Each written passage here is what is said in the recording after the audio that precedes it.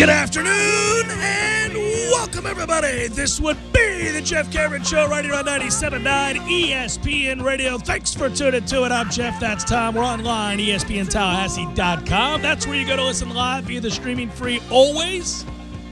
If you're to miss anything, we'll get you caught up. All 3 hours posted upon the conclusion of the show, both to iTunes and in our own audio vault. Go to iTunes, download it, 5-star that sucker, and pass it around, will you, so others can find the program. Email us if you like, jcs@979espnradio.com. On Twitter, it's @JCameronShow. Hello, YouTubers and Periscopers. Hopefully the glare off my bald head today isn't blinding you. Didn't wear a hat. Had to do TV today. Typically refrain from wearing the hat when it's TV day. Well, I feel like we got to take a deep breath here. I mean, obviously, we vented. We had all of Sunday. Well, really, because it was a noon game, we had all of Saturday night, all of Sunday.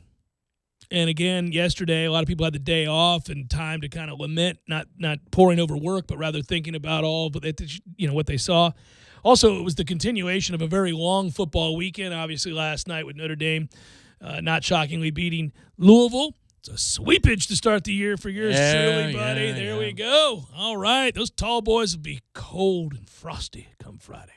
But it's all right. It's a long year. I don't get ahead of myself. I'm just off to I'm humbled to get off to a good start. Oh, is that what it is? I am humbled, Tom, to get off to a good start in our wagers. How would you describe yourself, sir? Well, I'm a humble man. I'm a humble man. Really? I may have gone undefeated this weekend. But I know that doesn't necessarily mean I'll be undefeated again next weekend, the way I was this weekend. I'm aware of these things. That always makes me laugh. Yeah. How would you describe yourself? I'm a humble man. Oh. Yeah. Okay. Okay. All right. So what I was getting at, long college football weekend, some good, some bad, some sloppy, some buttoned up, and everything else in between. But certainly our loss was a bitter disappointment. And it's more, again, about how they lost than the fact that they lost. I think we would agree with that. I think we'd say, you could lose to Boise, and it's not the end of the world. It's not the same as, losing to a team that's like if you were to lose this weekend. If you were to lose to ULM, that's a different animal. That Georgia State loss to Tennessee was far more damning than Florida State's loss to Boise State. But we're not interested in Tennessee. We're not interested in other programs that are struggling. We're interested in our program that continues to struggle. And that might be putting it mildly. 5-8 is the start that Willie's off to, but bigger than that, it goes back before Willie. This program is 14-16. 12-14 in their last 26. You're sub 500. By the standards we hold Florida State athletics and football to, that is pathetic. It is. Listen, long ago, we threw our hat in the ring to be a player. We did so through financial investment. That stadium was built upon this commitment to being a big-time powerhouse program. And when you hold yourself to that standard and you're 2 games under 500 in your last 26, well, it's fair then to say that is a bitter, bitter disappointment. And that's where we're at. And frustrations are going to come to the surface. You try to reel in some of the irrational. We all have it within us in the midst of watching wins and losses. I've talked about this before too, Tom. You know, one of the old standbys on this show, we have certain slogans, mantras, refrains, phrases that we return to. And this is one of them, which is losses happen for a reason, and they elicit a response. It's easy in the offseason to say, I think we're going to win this game and lose this game. But then when the game is played and you watch them happen, they bring about a set of emotions, good or bad. And lately, unfortunately, they're mostly bad. They're mostly bad because you're not winning games. And you're even losing games sometimes in fantastical ways. This was one of those. It falls under that umbrella. And I think it's hard to explain if you're a coach or a player after a loss, after a series of losses, after the season you had a year ago, in a way that would be satisfactory. I don't think the fan base really wants to hear about execution and fundamentals. And I don't think they want to hear about a lack of hydration. And I don't think they want to hear that they weren't mentally or physically prepared. And these are comments that, whether they're true or not, accurate or not, are being made. You dig yourself into a deeper hole. And it's unfortunate, but it is very familiar. It's what happens when a program is on the rails or off the rails, when it's up against it, when it's struggling, when it's not getting the results that either people expect, invest in, or hope for. And I feel like that's why you're hearing some things that really don't make any sense. It's really not a good look for Willie Taggart to tell people that dehydration was a possible factor in the loss for Florida State. You're a Florida kid, now a grown man, of course, but you were a Florida kid. You played football here. You grew up here in the state of Florida. A lot of my listeners did, including me. It's hot as Hades in Florida. It's one of our constant complaints. Everybody knows to hydrate. Everybody knows you got to keep yourself hydrated. To go out there and practice every day, as this group did, and not be hydrated would be disastrous. So I don't think it happened. I think they were hydrated. I don't think the problems on Saturday had anything to do with dehydration. Not whatsoever. It had to do with a gross disparity in time of possession and number of plays that you were on the field compared to Boise. It's harder to play defense than it is offense. And let me tell you something. If you're on the field as a defender pursuing play in and play out, and that total reaches 100, let alone 108 or whatever it was, you're dead. You got no chance. You can play that game in North Dakota. You got no shot. Or wherever it might have been nice over the weekend. I don't know. It could have been hot in North Dakota. But the point is, it wouldn't have mattered. You can't be on the field that long. You're going to die out. I don't think dehydration was the problem. I don't think preparation in terms of, listening to Bavion Johnson. We'll play a quote from him next hour because a quote from him made it to the front page of ESPN.com coupled with what Willie said, the coach's show, and it's a bad look. It makes you look ill-prepared. It makes you look, I heard Rick Neuheisel say it, like a fish out of water. It's not a good look. May not have been prepared on defense, though, if you're in the wrong gas. They haven't been prepared on defense since Harlan got here. They haven't been prepared on defense in forever. So that part is accurate. Okay. Want to put that out there. Yeah, so that's fine. God, man, that makes me want to throw something. But that we weren't aligned? Well, I just am so tired of hearing that. What is it you say you do here comes to mind? Constantly comes to mind when we talk about the defense and Harlan. Well, and that's a lower level talking point yesterday is that we didn't have a paid full-time staff member like, a non-GA up in the booth. box, yeah. Might be able to see if we're not aligned or, I don't know how much weight you could put into that, but at the same time, I don't think that's the reason for our problems. Not having somebody up there, it's not ideal. It's not a good look when you're not aligned. Right, those these two things paired together yeah. They add up, Tom. This all adds up. This is the kind of conversation that is born out of losses. This is what happens where all of these little things add up to being big things, and all of these really sort of insignificant one-offs in terms of commentary get hyper-focused, enlarged, and taken out of context and utilized as yet another lament or criticism for a program that's not winning football games, because we're all searching for something to hang our hat on as to why it's not working, why it's not happening, why things aren't getting better. It's a byproduct of a losing program. And to be sure, for nearly 30 games now, they're a losing program. And I don't care who you are. We've watched this happen at other places. It's funny. Listen, I love college football, not just Florida State football. I love college football. I love the grand drama that it is. I love as we say, the male soap opera, although it's not solely suited to males anymore. College football is widely popular across the board. But if you take a look at the big picture after week one, there's some takeaways here and there. Alabama's good. Clemson's good. Already knew that. There were some surprises. I think some folks in the SEC were a little alarmed that Ole Miss, Mississippi State, and Mizzou, and Tennessee, and others didn't look so good and all that. Auburn got a big win for Gus Malzahn late in almost miraculous fashion. What's Bo Nix going to be? And then you take it up to the Big Ten. Ohio State sure looked good. On down the line. We all have our talking points. USC's in trouble now. They lost their quarterback for the year. All these things, right?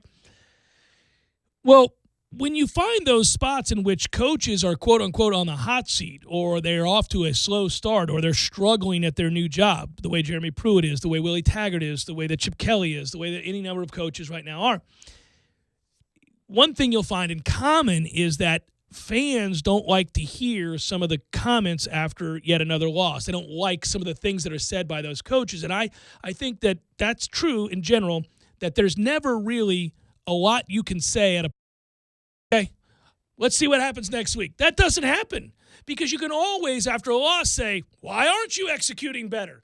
Whose job is it to ensure that they're executing better? Why aren't they lined up? Who's the dumbass that's not getting them lined up? Because this is brought up all the time, right? There's nothing you can say short of we've got to be better. We're going to fight like hell to be better. I understand it's frustrating. We're doing the best we can. I don't even know. Actually, I wouldn't say that. That's a misstep. See, PR firm wouldn't say that. But anyhow, that said, there's very little you can say short of I've got to do a better job. I've got to ensure that if I want us to run the ball, we run the ball. If I want us to play more aggressive on defense, we play more aggressive on defense. Next question.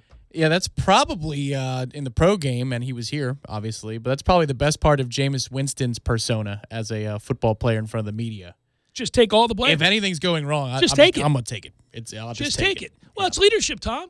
If you're the CEO, if you're the one tasked with getting this turned around and you're paid handsomely to do so, you have to take it. That's great leadership. That's what they do.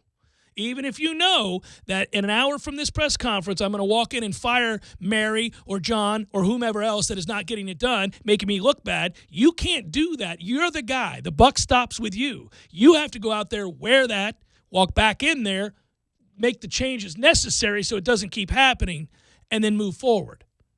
I think the thing that fans have a right to ask about, at the very least, if not complain about, is there a law against, making some of these changes in the third quarter after a half of doing something incorrect? Sure, yeah. No, it's a hectic. I don't think there's a law against that. No, it's a hectic time down there on the field, Tom. It's a crazy hectic time. That's all, because that's what we see is like, well, okay, that's fine on a Monday to tell me that, but is there not some piece of technology outside of using your feet that allows you to communicate these things while we're in the fire? Well, I agree. I want to say again, back to my original point. There's not a whole hell of a lot that you can say in a post-game press conference or a Monday press conference or a Tuesday press conference after a loss that is going to ease the frustrations of fans and justify your continued struggles. So say less, not more. Tell your players to say less, not more. Especially because reporters who cover the team have to write a story almost daily about the team. And they're going to have angles, and I'm not saying it's nefarious. I'm not saying they're going into it to try to lead you in the wrong direction or anything else. But things happen in a game, and your editor might say, they gave up over 200 yards rushing. Can you ask a defensive player when you get him today how it is that Boise came in and rushed for 200, whatever it might be? So you're going to ask a question that centers around the theme for the story, which is that the defense couldn't stop the run. This is hypothetical, right? Well, if you're a kid and you're not savvy with the press and you don't take the time to think about what you're being asked because you're required to be out there. It's your turn. You don't really feel like it. You just want to get it over with, and you're just going to say whatever that you think allows you to get to the next question, which is one more question away from being able to walk away and get back to practice. Then you got a problem because he might say something he ought not say. He might just agree or not recognize that if I say this, it's going to lead to this, which is going to be a headline. These are, to some degree, these are really young. Listen, you ask a 32-year-old NFL player who's been in a locker room where they're winning or losing and everything in between, and who understands that these are grown-ass men trying to make a living for their families, and what you say matters and can affect all of that. Those guys are pretty savvy. A lot of them have been through the rigors, and they know. They'll think a little bit about what you were just asking, and they know, especially if you're in New York or Detroit, Chicago, right, L.A. Oh, I know what you're doing here. Okay. And they'll give you a cliche answer. And it'll piss everybody off because you're not really learning anything, but guess what it won't do? Create a controversy in a headline. I don't think that college kids are adept at doing that.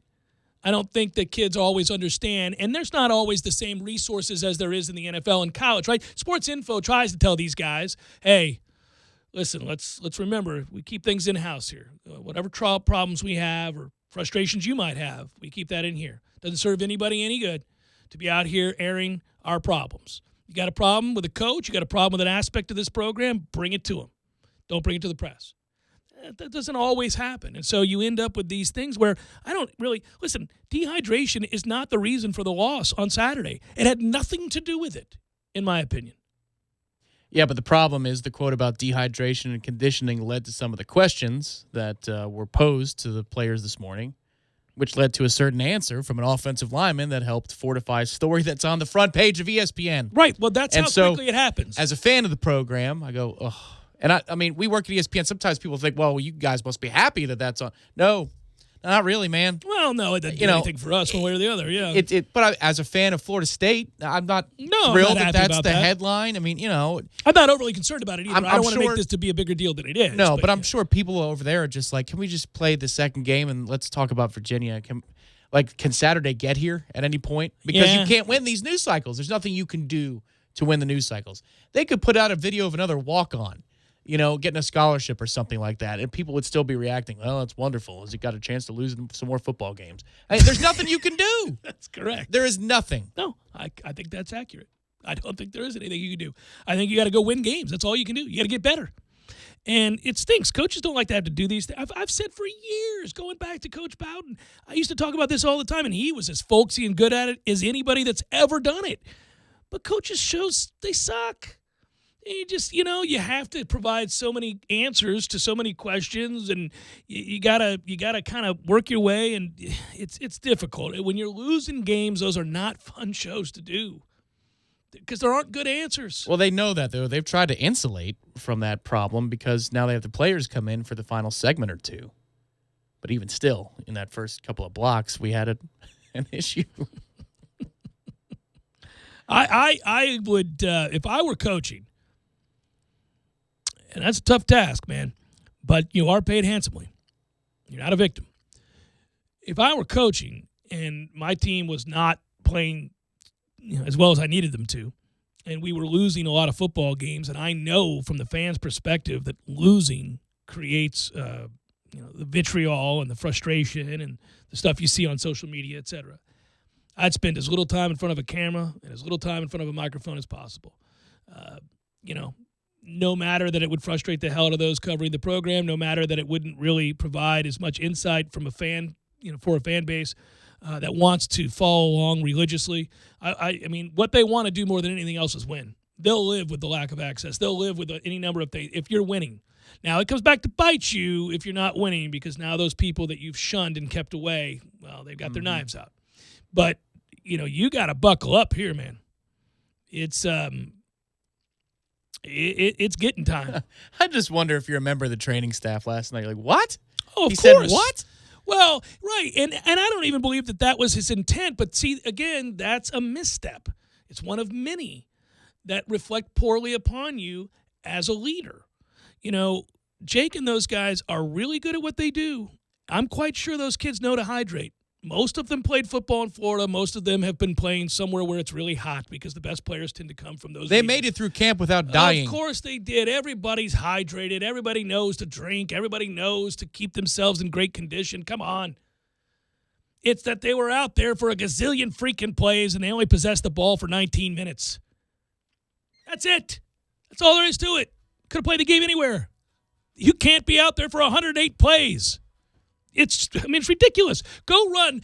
If you just don't even tackle somebody, just go over to Doak Campbell Stadium when it's 98 tomorrow and go down the goal line if they'll let you and run 10 yards as fast as you can to the 10, walk back to the goal line and do it again for an hour. Good luck. No, people are going to die. Yeah. Don't do that. Okay. Don't do that. We can't have lawsuits. I'm just saying, do it 108 times. No, don't. It's not easy.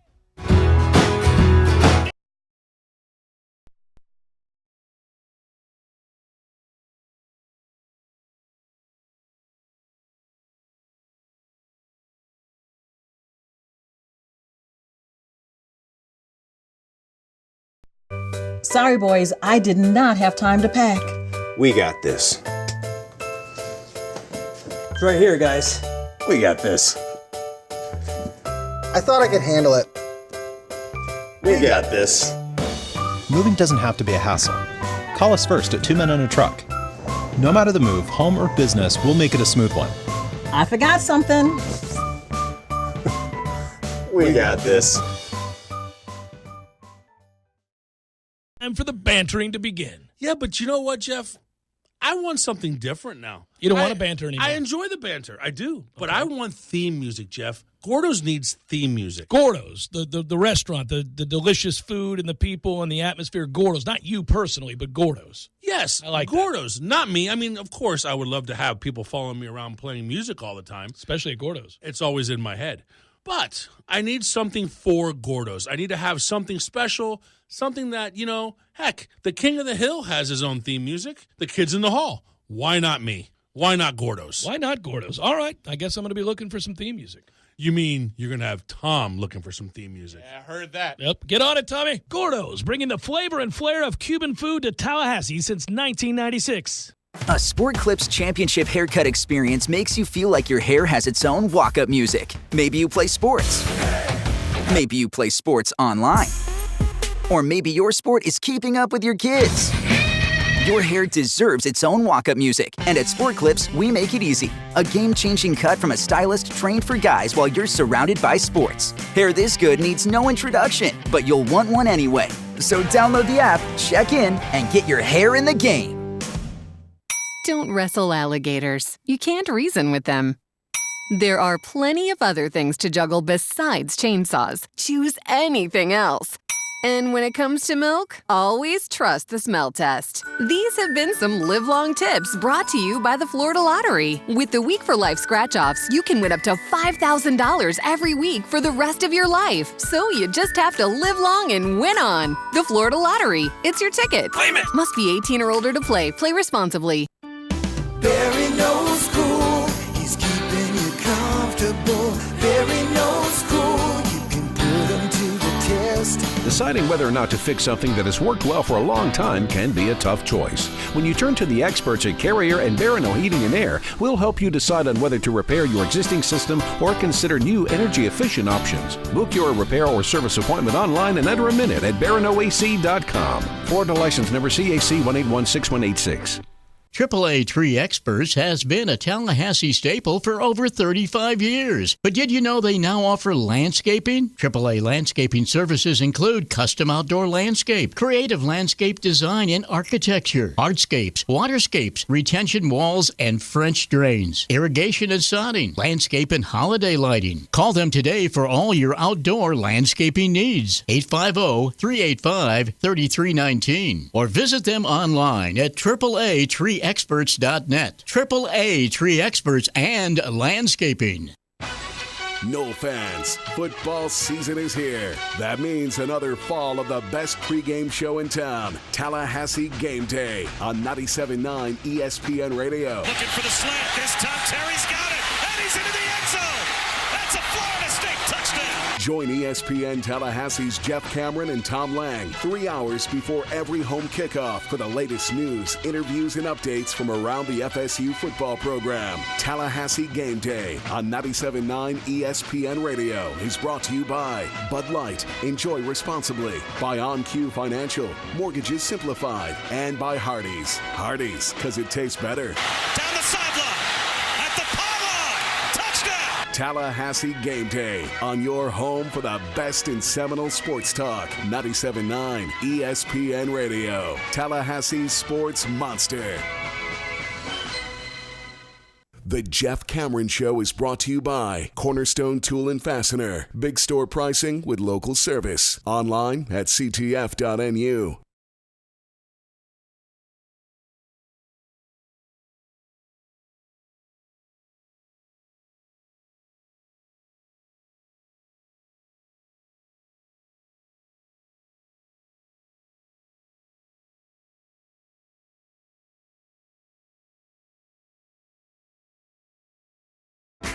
At Jay Cameron Show, dehydration is a bad place to go because that's something within the coach's control. Good grief. If nothing else, just go with we're not experienced enough yet to handle adversity.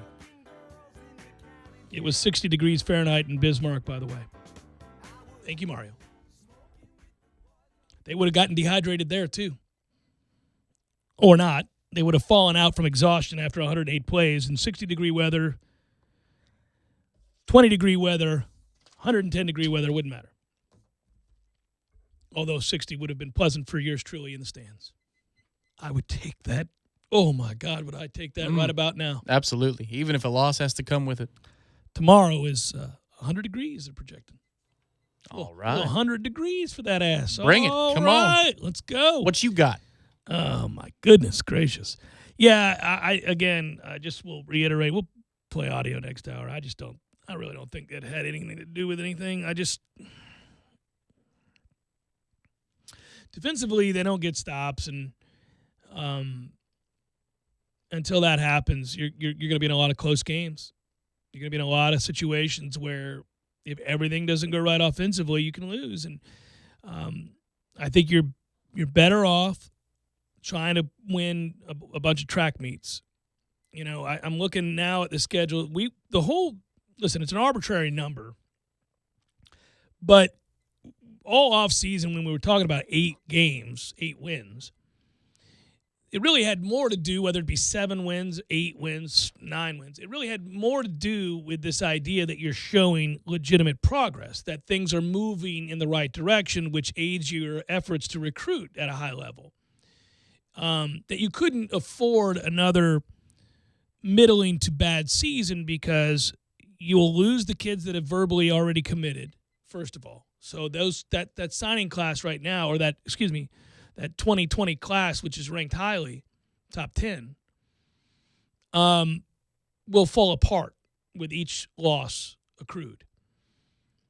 They'll believe that year one wasn't the anomaly and that's what the program is now, and they'll have other options that they know are better for them if they want to win football games, and they'll choose those. So you can't take a step back again. And then we are still at a crossroads here because even though your first year was poor, you know, Dan Mullen didn't exactly cash in the chips there for that good first season at Florida with a great recruiting class, as evidenced by the fact that Florida State has a better recruiting class currently.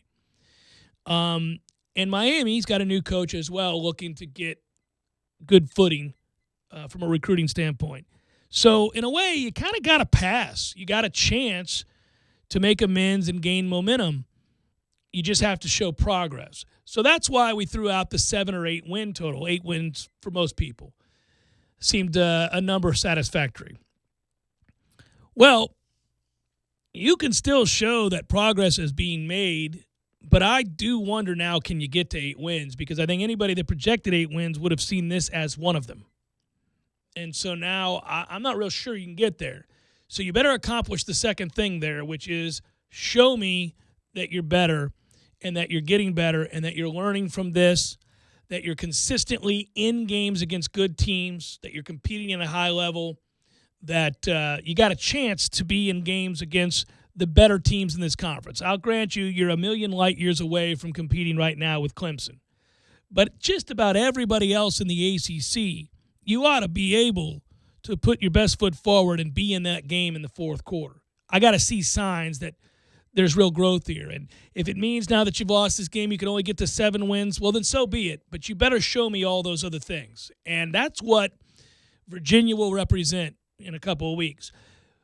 But we can't overlook this Saturday, because I'm going to continue to reiterate that while in all likelihood the result of this game is not in question, because bigger, stronger, faster. But you got to respect the game and play hard. And you got to show that you are correcting mistakes, that you're willing to sacrifice defensively if it's a run fit so that somebody else can come up and make that tackle. You got to show a willingness to do that. You got to show an unselfishness that I haven't seen. You got to play more aggressive. And you got to play 60 minutes. You got to play a full game, and you got to get better in areas in which you were weak from one week to the next. And that's what this game represents. It's not that you're going to win the game. Yeah, you're going to win the game. Can you go out and play well? Well, I think the opportunity you have here is, given what we've learned, or we hope we've learned from last week, let's say that you're up at halftime. That would be a good start against the ULM, right? That you're winning the game at halftime. Yeah. that you play better in the second half, that you finish a little bit better, especially on offense. That's where on defense you're just trying to look confident, right? On offense you're trying to look consistent. The bar is very low on defense, right? Tom. Right. The bar for the offense is consistent. The bar for the defense is competent, and that's what we're looking for this week. Is for an offense that Kendall said this morning to the assembled press, things came easy for them in the first half. Well, and it did. That was evident. And so maybe it impacted the way they played in the second half. The shame. Focus level. Right. That's on Kendall. That's on the coaches. That's on the players. But damn it, man, here's an opportunity that if you start fast, you better not look sluggish coming home, because then we'll, as fans, look back at Kendall's comments and say they learned nothing. It's just weird to me that level of strange, exhibiting a behavior that I would consider to be entitled. What have you done? You guys have sucked for years. What have you done to just take it for granted? It wasn't like we were up by 30 at half. It was 31-19. Well, you have at least one player in postgame saying something to that effect, and you have Kendall saying it today. Just shame. That's just a shame. It's really pathetic. It was 31-19. It wasn't 38-0. Human nature does kick in at some point if you're up 40, 50 points. I got it. It's 31-19. You're up 12. Game's over, baby. I mean, that's just weird.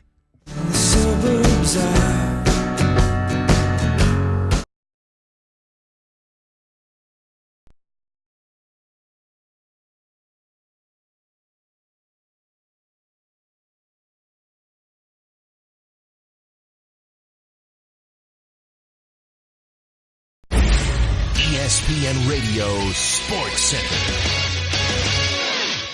I'm Christine Lisi right now with the season opener against the Giants less than a week away. The Cowboys and running back Ezekiel Elliott acting with a sense of urgency to get a deal done and end that holdout. ESPN's Chris Mortensen and Adam Schefter report the sides attempting to work out a deal in the next 24 hours that would allow Elliott to practice tomorrow and play on Sunday. A deal does not appear to be far off, but there are still issues to be agreed upon. Elliott's traveling to Dallas in order to be present to sign a contract today if he and the Cowboys agree to one.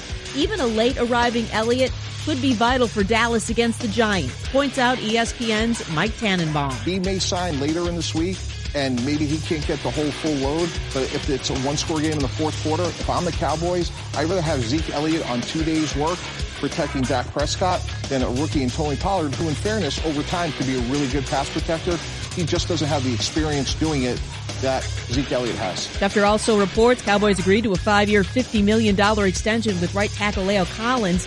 The deal includes the highest guaranteed in NFL history given to a right tackle, $35 million. The extension creates $5.7 million of cap space for Dallas.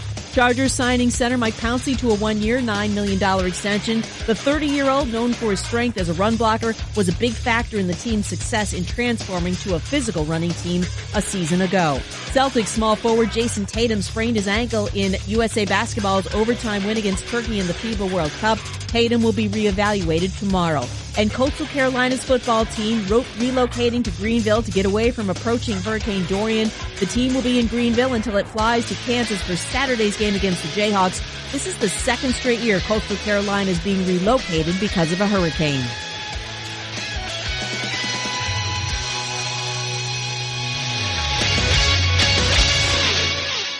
Need help moving? 2 Men and a Truck Tallahassee provides professional home and business move services, both locally and long distance. For your next move, visit 2men.com or call them at 850-224-2232. 2 Men and a Truck, the movers who care. Is that you, Ozzy? Well, all bees damned. How'd you swing that Metro Deli all the way over here? Say what? Delivery? I knew MetroDeliTally.com was a place to scope out the menu, but you're right. One click of the order online button, and there it is. Wow, they even cater office meals, too? They really think of everything, don't they? Oh, yeah, Metro Deli. MetroDeliTally.com. Hardee's new 2-3 More breakfast menu is as easy as a walk in the park. $2 gets you a pair of cinnamon and raisin biscuits or a savory sausage biscuit. $3 gets you a tasty bacon, egg, and cheese on a made-from-scratch biscuit. And $4 gets you a hearty breakfast platter loaded with sausage and other breakfast classics. In fact, the new 2-3 More menu may even be simpler than a walk in the park. It's more like a walk in an airport, where they have those sidewalks that move for you. Pilots have it made. The new Hardee's 2-3 More menu. Offer available for a limited time during regular breakfast hours at participating Hardee's restaurants. Price and participation may vary. Tax not included. Fonville Lewis Messer McConaughey sponsors Braves baseball so that all of you can enjoy the action. Ever since the days of Hank Aaron and Dale Murphy, we've been Tallahassee's home run hitting law firm. And because we don't get paid unless we win, we want to win every case as much as Chipper Jones wanted to win every game. So when you're injured, don't just trust any law firm to handle your case. Make the call to the bullpen for a trusted closer. To see our stats on the back of our baseball card, visit wrongfullyinjured.com. Fonville Lewis Messer McConaughey. Personal injury law is all we do. Cornerstone Tool and Fastener and Makita welcome back football season. And to kick it off, we are bringing the best deals of the year. Buy a brushless premium Makita 5-amp-hour kit, get an instant $50 gift rebate, and your choice of another bare tool free. Plus, we are adding in another 5-amp battery for free. That's 3 batteries and 3 tools. Check out our specials on cordless blowers, chainsaws, compressors, and so much more. Cornerstone Tool and Fastener, 1110 Stuckey Ave in Tallahassee and 3269 Crawfordville Highway. Tallahassee location open Saturdays 8 a.m. to noon. Online at ctf.nu. Hi, Chris Kraft for Infinity at Tallahassee, and it's Infinity's Labor Day weekend end of summer sales event, and all 2019 Infinities must go to make room for the 2020 models that are arriving daily. How do we do that? With special, never-before invoice pricing on every 2019 Infinity in stock. That's right, you pay what we pay, dealer cost, and actually even less with an additional $1,000 to $2,500 in end of summer bonus cash on every 2019 model. But wait, there's more. Kraft Infinity gives you 4 years or 40,000 miles of free oil changes and tire rotations. Seriously, this is Kraft Infinity's first Labor Day weekend sale, and we're making it big, real big. We start by showing you the invoice, then subtract $1,000 to $2,500 in bonus cash, and we include a free maintenance contract for 4 years or 40,000 miles. It's Infinity of Tallahassee's Labor Day weekend end of summer sales event going on now through Tuesday, September 3rd, and we're open Labor Day. Infinity of Tallahassee, Kraft Brothers dealership, 3355 Capitol Circle Northeast, next to Ted's Montana Grill. Welcome back to CarMax Will Buy It. Let's jump right back into the action. A used minivan with 200,000 miles. Cassandra. CarMax will buy it. That's correct. The car you're driving now. Cassandra again. CarMax will buy it. You're on a roll. Any car at all, no matter what. Jerry? Is the answer CarMax will buy it? That's right, because CarMax buys all the cars, no matter what. No questions asked. CarMax will buy it. Broadcasting live from the Tallahassee Dodge, Chrysler, Jeep, Ram, Fiat studios in the capital city of Tallahassee. This is the Jeff Cameron Show on 97.9 ESPN Radio.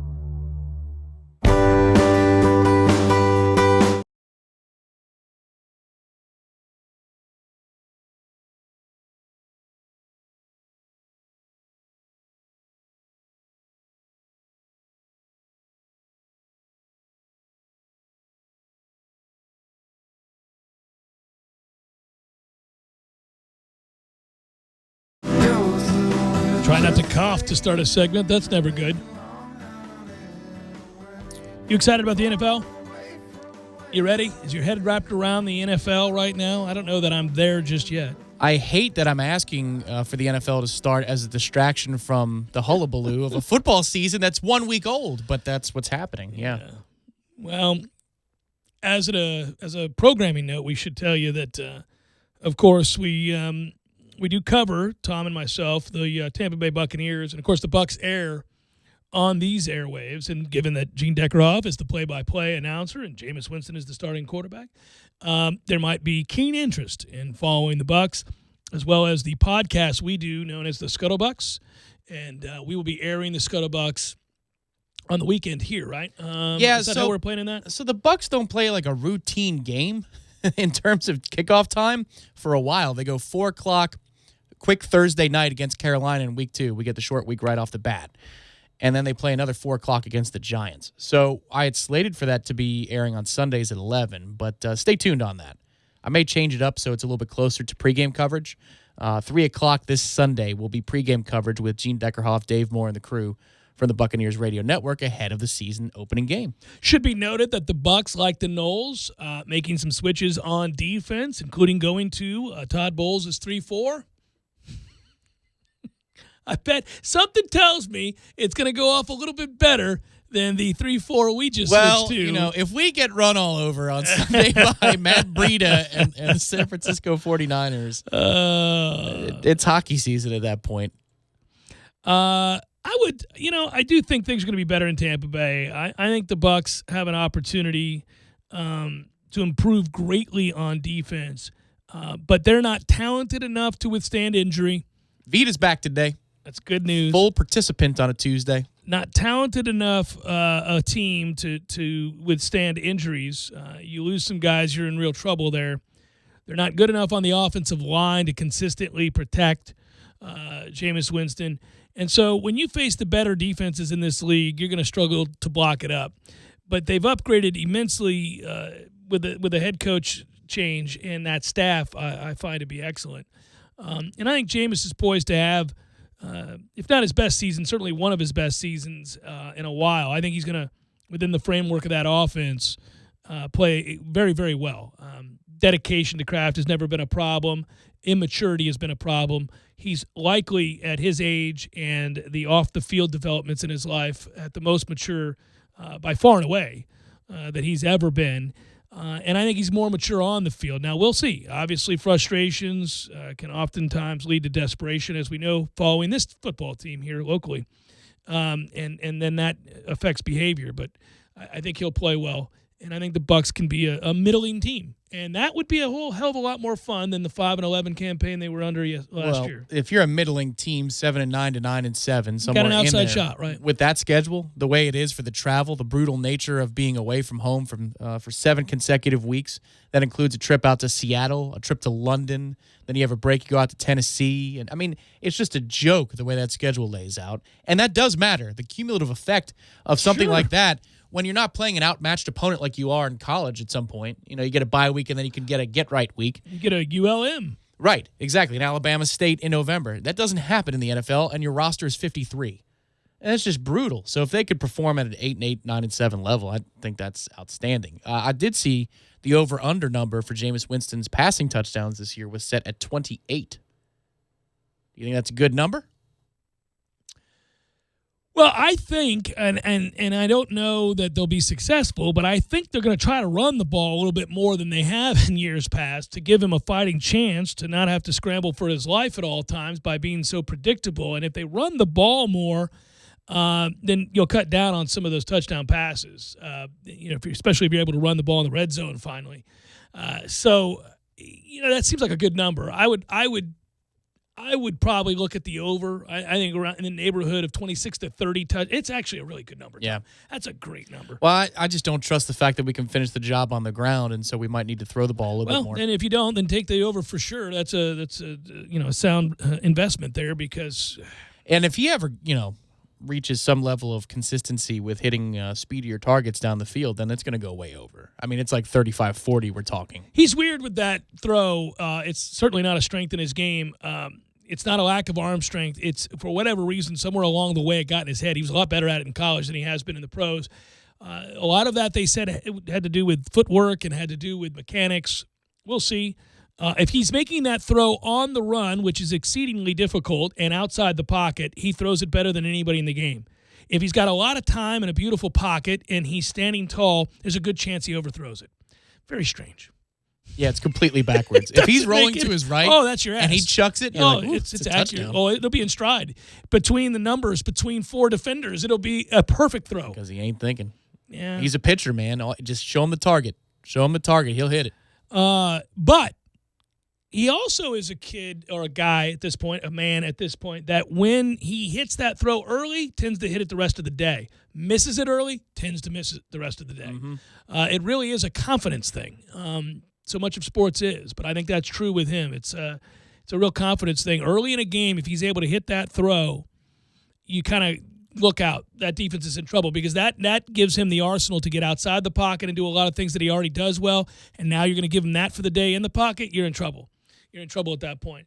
I would like to see, this sounds strange, you don't like to put the reins on a gunslinger, but if you're improved defensively and you're gonna find a way against certain teams to be able to run the football, I would like to see Jameis be a little bit more conservative with his approach. And I think Bruce Arians would too, although that doesn't mean you don't throw the ball down the field. He wants to throw the ball down the field, but you pick your spots. And if teams are taking that away, this offense does allow for a lot of checkdowns, and most good offenses in the NFL do. And it's worked everywhere Arians has been with big-time Hall of Fame quarterbacks.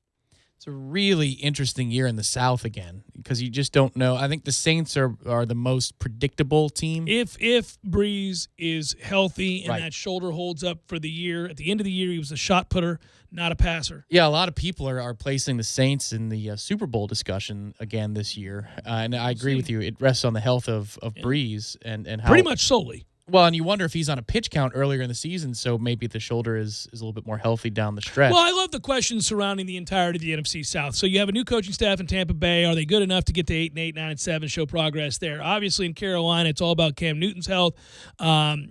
What are they going to do offensively? He didn't have the surgery. We'll see. Can he bounce back? And does he have enough to last for a full season? He's been hit more than any quarterback in the NFL over the last 3 years.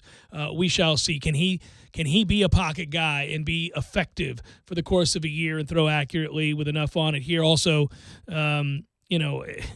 do they have enough from a weapons standpoint besides one guy who is the ultimate weapon? Well, and do they believe in the message of the coach, all that kind of stuff? If adversity hits early on in the season, that's a combustible situation. But if they stay out in front of it, you could easily see them winning 9 to 11 games. Yeah, and Atlanta's interesting too. I mean, I think that they're probably the most sure thing in the division. I think it's New Orleans, but I understand where you're coming from. I mean, I would side with Atlanta there, but I get it. The interesting thing there for me is Matt Ryan is a little bit more accurate down the field, and just from a fantasy standpoint, I didn't get him because I was trying to wait too long. Calvin Ridley may be somebody that produces at a really boom or bust clip, but I think he's going to have a lot of boom weeks.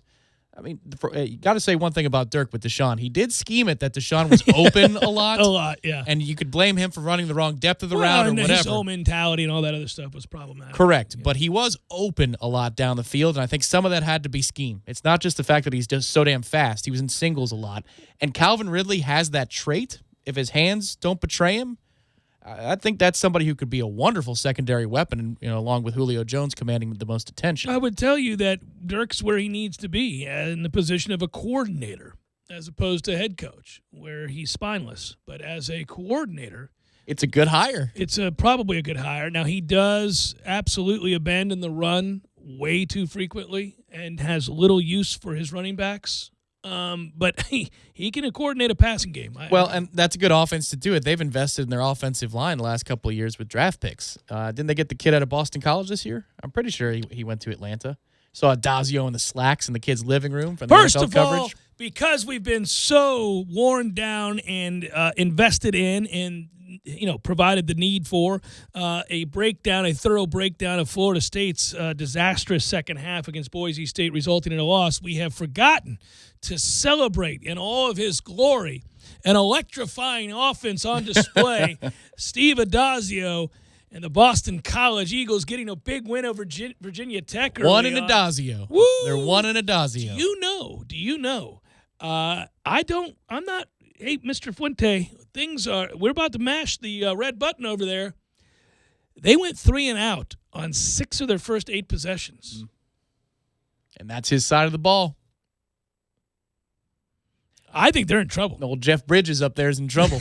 Well, I don't think there's anything wrong with our offense. I think they are in trouble. I do. It doesn't look like whatever ridding of the poison in that locker room that they spoke of. It didn't look like that's been the fix-all, the be-all there. They've got, goodness. So is he talking about aggression not standing in their film room? Yeah, hey, guys, this aggression will not stand, man. They got pretty well tattooed.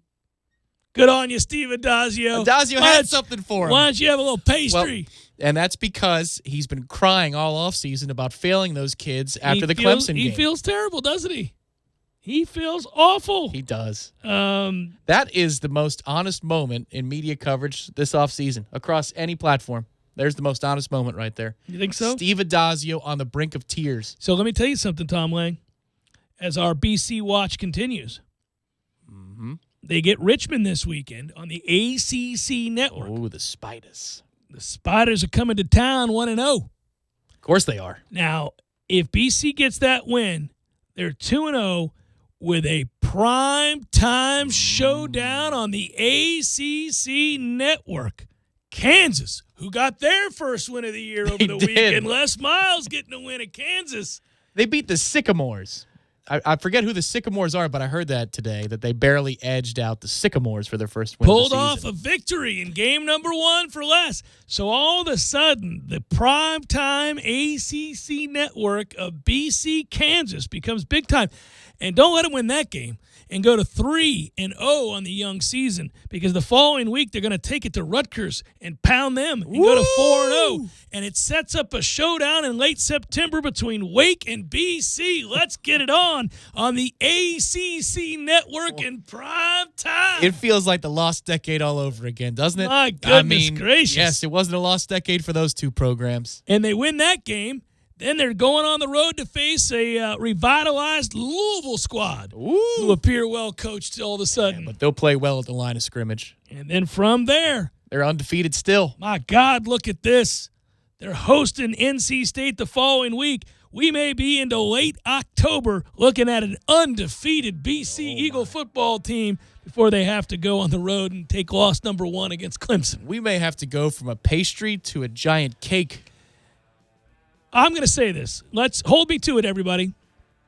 If they begin the season, 2-0, 3-0, 4-0, 5-0, 6-0, and it's a distinct possibility. I mean, we're talking about beating Kansas, Rutgers, Wake, and Louisville. All right, if they do, and Richmond, if they do that and they're 6-0, you and I look up an address, we call up there, we're sending them a box of pastries. And we'll sign it from the guys that love you, for the pastry boys or whatever we'll sign it as. Okay? The pastry boys from Tallahassee. Yeah. And I guarantee you they'll take a picture eating them and smile and give us a thumbs up. We're doing it.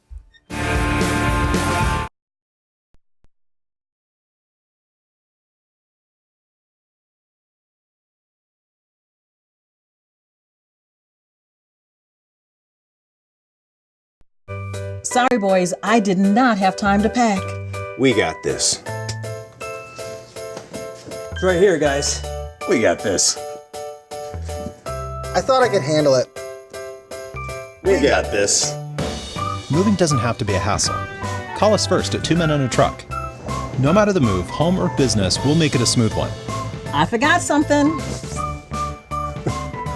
We got this.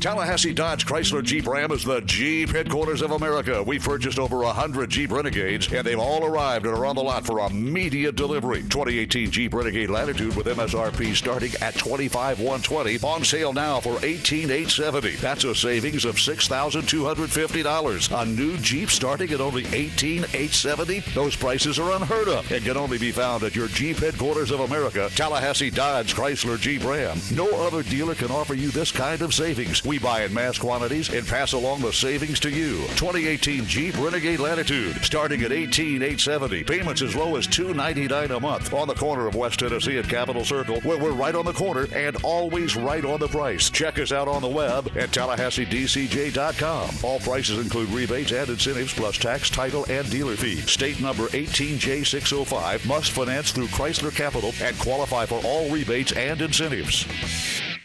Jeff Cameron here, and mark it down. Wednesdays on my show, we're giving away Which Wicked Sandwiches. That's right. Tune in to the Jeff Cameron Show every Wednesday for your chance at a free Wicked 5 meats and 3 cheeses of deliciousness. Which is Wicked Wednesdays every week on the JCS. Lowe's helps pros like you get the job done right by having more of the supplies you use most in stock every day. Like treated lumber, fencing, and decking in the quantities you need for any size job. And we help you save with Labor Day deals like $20 off a Metabo HPT pneumatic framing nailer, now just $179. Order ahead at lowesforpros.com and have your order delivered or pick up in store. Our dedicated pro loaders will load you up and get you back to the job site where you're needed most. Do it right for less. Start with Lowe's. Offer valid through 9/8, U.S. only. Drop the sunscreen and step away from the grill. Dell's Labor Day sale is here with massive deals. Save up to $300 on some of the latest Dell and Alienware computers with Intel Core processors. And don't miss out on an amazing selection of top brand electronics like iRobot Roomba vacuums, all with free shipping on everything. Just call 800-BUY-DELL or visit Dell.com/Labor Day. Don't miss this summer savings finale. Call 800-BUY-DELL for huge Labor Day deals. The Jeff Cameron Show podcast, available on demand at ESPNTallahassee.com and on iTunes today. The Jeff Cameron Show podcast is brought to you by Garnet and Gold of Tallahassee. When you buy FSU apparel, support local business. GarnetandGold.com. Come visit the new and exciting Hangar 38. This amazing place is for everyone listening right now. Practice your bowling skills, compete, and have fun. Whether you're a newbie, an all-star, or a beer frame champion, no matter how you roll, you'll find the best place to bowl is at Hangar 38. Hangar 38 is home to over 75 arcade games, so they're sure to have something for everyone. Zeppelin's at Hangar 38 is a premier, full-service restaurant and sports bar, and it's also your place for birthday parties and company outings. Tallahassee, what are you waiting for? Come on out to Zeppelin's Hangar 38, 6668 Thomasville Road behind Walgreens. Not every law firm is the same. For example, you don't hire a divorce attorney to handle a foreclosure. The same goes for your insurance claim. Hire a firm that has the knowledge and experience in handling insurance matters. The Morgan Law Group is dedicated solely to this cause, fighting insurance claims that are underpaid, delayed, or denied. With offices throughout Florida, the Morgan Law Group covers claims for all hurricanes, storms, mold, fires, boats, and even sinkholes. Representing the policyholder, going after the insurance companies. The Morgan Law Group. Offices Miami, Orlando, Naples, and Panama City. Online at policyadvocate.com. Not an employee or member of a law firm. Pickens Tree Service has over 25 years of experience in cutting down trees and removing stumps in the Tallahassee area. While you may appreciate the beauty of foliage on your property, certain trees may pose a health risk to the owners. Pickens Tree Service will help you identify these potential issues and take preventative measures to remove the risk along with the tree. Just give them a call for a free estimate at 850-590-1833. That's 850-590-1833. Pickens Tree Service, Tallahassee, Thomasville, Quincy, Crawfordville, and surrounding areas. Driving every day from the Tallahassee Dodge Chrysler Jeep Ram Fiat Studios. This is 97.9 ESPN Radio, WTSM, Woodville, Thomasville, Tallahassee. ESPN Radio Sports Center. I'm Christine Lisi right now with the season opener against the Giants less than a week away. The Cowboys and running back Ezekiel Elliott acting with a sense of urgency to get a deal done and end that holdout. ESPN's Chris Mortensen and Adam Schefter report the sides attempting to work out a deal in the next 24 hours that would allow Elliott to practice tomorrow and play on Sunday. A deal does not appear to be far off, but there are still issues to be agreed upon. Elliott's traveling to Dallas in order to be present to sign a contract today if he and the Cowboys agree to one. Even a late arriving Elliott could be vital for Dallas against the Giants, points out ESPN's Mike Tannenbaum. He may sign later in this week, and maybe he can't get the whole full load, but if it's a one-score game in the fourth quarter, if I'm the Cowboys, I'd rather have Zeke Elliott on 2 days' work protecting Dak Prescott than a rookie in Tony Pollard, who in fairness, over time could be a really good pass protector.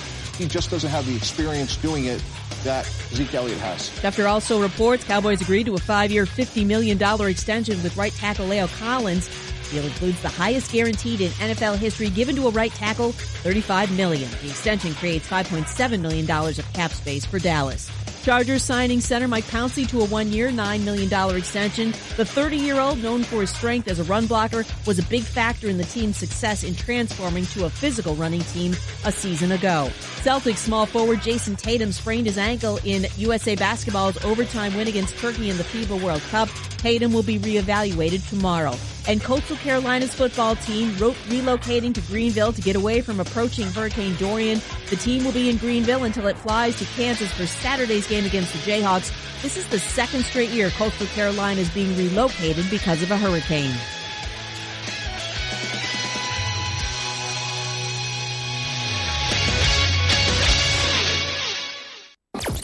Broadcasting live from the Tallahassee Dodge Chrysler Jeep Ram Fiat Studios in the capital city of Tallahassee. This is the Jeff Cameron Show on 97.9 ESPN Radio.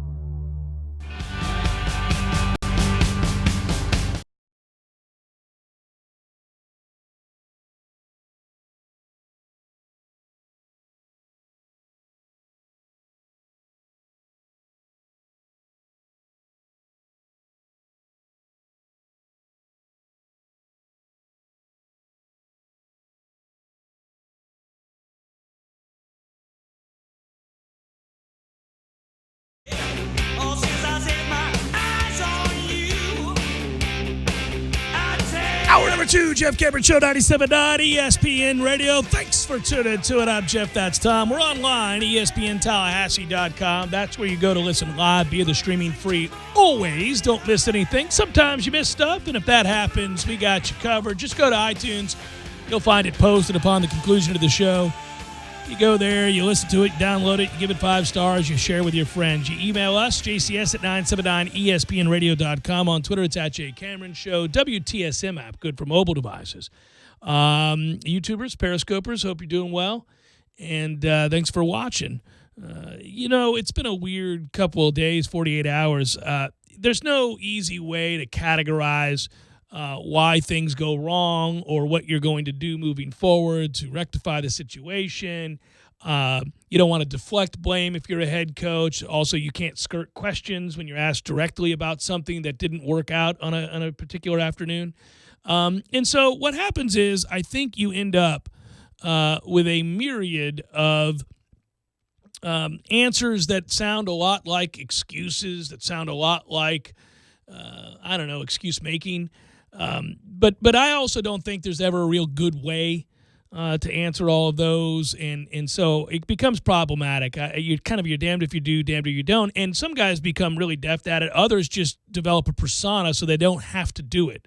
Listen, believe me, Bill Belichick has more personality than he shows you, but he created this persona based on not wanting to have to, A, do a bunch of interviews, B, answer a series of questions that he really thinks are beneath him. And so the best way to do that is to say, we don't talk about that, we're on to the next team, or whatever it might be. If you don't do that and you try to answer questions, honestly, you can get yourself in a little bit of trouble. And I feel like we've kind of seen that in the last 24 hours here. I feel like you have a player just kind of saying what he thinks the media wants to hear, and they lead him down the road. I've been in enough of those things, so have you, Tom, obviously, to know this. A player gets asked a question, and sometimes it's almost a leading question. And I'm not even criticizing the reporters here. I'm just saying they have stories they want to write. They're taking an angle. So they're going to ask a certain set of questions that provide a certain set of answers that allow them to write the story they want to write. And that there's nothing wrong with that. But not every player is savvy enough to kind of know where they're being led and to understand that perhaps this is going to sound a certain way, even though reality is another way. And they'll take the bait and they go with it. They're just affable enough and they go, yeah, that's true. We just weren't good enough on Saturday, or whatever they say. But it's not always patently true or false. It's just, to me, I'm listening to Babion Johnson, and we can play the audio in a second, and I'm listening to Willie Taggart, and I just think, guys, this gives the appearance of things that you don't want out there that I don't even believe are true. My opinion is that this team was not out of shape, dehydrated because they weren't properly, informed or mandated to drink enough fluids. I don't believe that for a second. Jake does a great job over there. There's no chance most of these kids grew up playing in the state of Florida. Everybody understands the deal. You drink the hell out of fluids because you're going to be playing in hot weather. You do it every day in practice. You do it every day before practice. You do it every night before you go to bed. I don't know too many football players that don't. Some guys take better care of their bodies than others. It's personal preference, all of that. But coaches always preach it. Trainers always preach it. It's just, that's the deal, man. We wouldn't have made it out of camp. They did afternoon practices with heat indices close to 110. This is the byproduct of playing over 100 plays on defense. And that is really what led to exhaustion. It's what led to guys looking dehydrated and lethargic. You could have played this game in Alaska. If a defense is on the field for 108 plays, they're going to cramp up. They're going to look exhausted. They're going to look like they're the one that's out of shape compared to the team that's on the offense. Offensive football is a lot easier to play than defensive football because you're pursuing on defense. You're running more on every play. And to me, there's just no comparison. Boise's defense is not out there but for 60-something plays. That's it. Because our offense was inept in the second half and our defense couldn't get off the field on third down. So this isn't really about dehydration being a factor in Florida State's loss because it wasn't. They weren't good enough. But here's the problem, it is, because now it's front-page material. Well, because it was brought up, and it need not be. Willie's quote was, they need to start hydrating early in the week and take care of their bodies. Okay, sure. We can't leave it up to our players just to do it. We've got to force them to hydrate and take care of themselves. Good luck. How would you do that, Willie? Would you break into their football dorm and then, shove a hose in their mouth? What are you going to do? At some point, the onus is on them to drink before they go to bed and to make sure they're hydrated every night. You can't watch them every second of every day. No coach can. There are rules against it. I'm sure they're preaching hydration when they're under your purview, when they're there, when you see them, when they're at practice. Trainers are always making sure guys are hydrated. They take a ton of break. Modern football, when we now know what can happen to your body if you're not hydrated, you can die. People die all the time. And it seems like once a week we read a story about somebody falling out due to heat stroke at a practice or not being properly hydrated and then going down a dangerous path. Nobody worth a damn in this business does this thing in which you deny players water as motivation or as punishment. That's what happened when I played. That's what happened. I mean, look at the Junction Boys. They make movies from stuff like this. It's ridiculous. That's what they used to do. If we don't get a stop on this play in this scrimmage, you don't get to drink water. Or you got to go run 8 laps and no water for you because you haven't practiced as well as I wanted you to. That's the old school way of thinking. Went on all the way through the 80s into the early 90s. But that hasn't been the case in ages. Even your most, disciplinarian coaches and staunch advocates of old school tactics do not do that. They don't want kids to die. You don't want to get sued. Goodness gracious. So I refuse to believe that it was an oversight, that guys weren't hydrated. This is the byproduct of Boise running 46 more plays than Florida State. That's all that is. That's being out there for 108 plays. The time of possession was 1957. Florida State had 1957 in this game. Less than 20 minutes of possession. There's no way to protect your players from becoming exhausted or dehydrated if that's the time differential and the amount of plays. It's unavoidable. So, especially when you're playing in the heat of August and September. There's no way around it.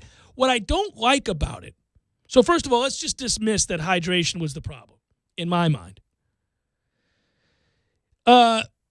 He said he doesn't know if they did a good job of that last weekend, meaning Willie. One of those situations where you live and learn, and we'll make sure that we help our guys when it comes to that.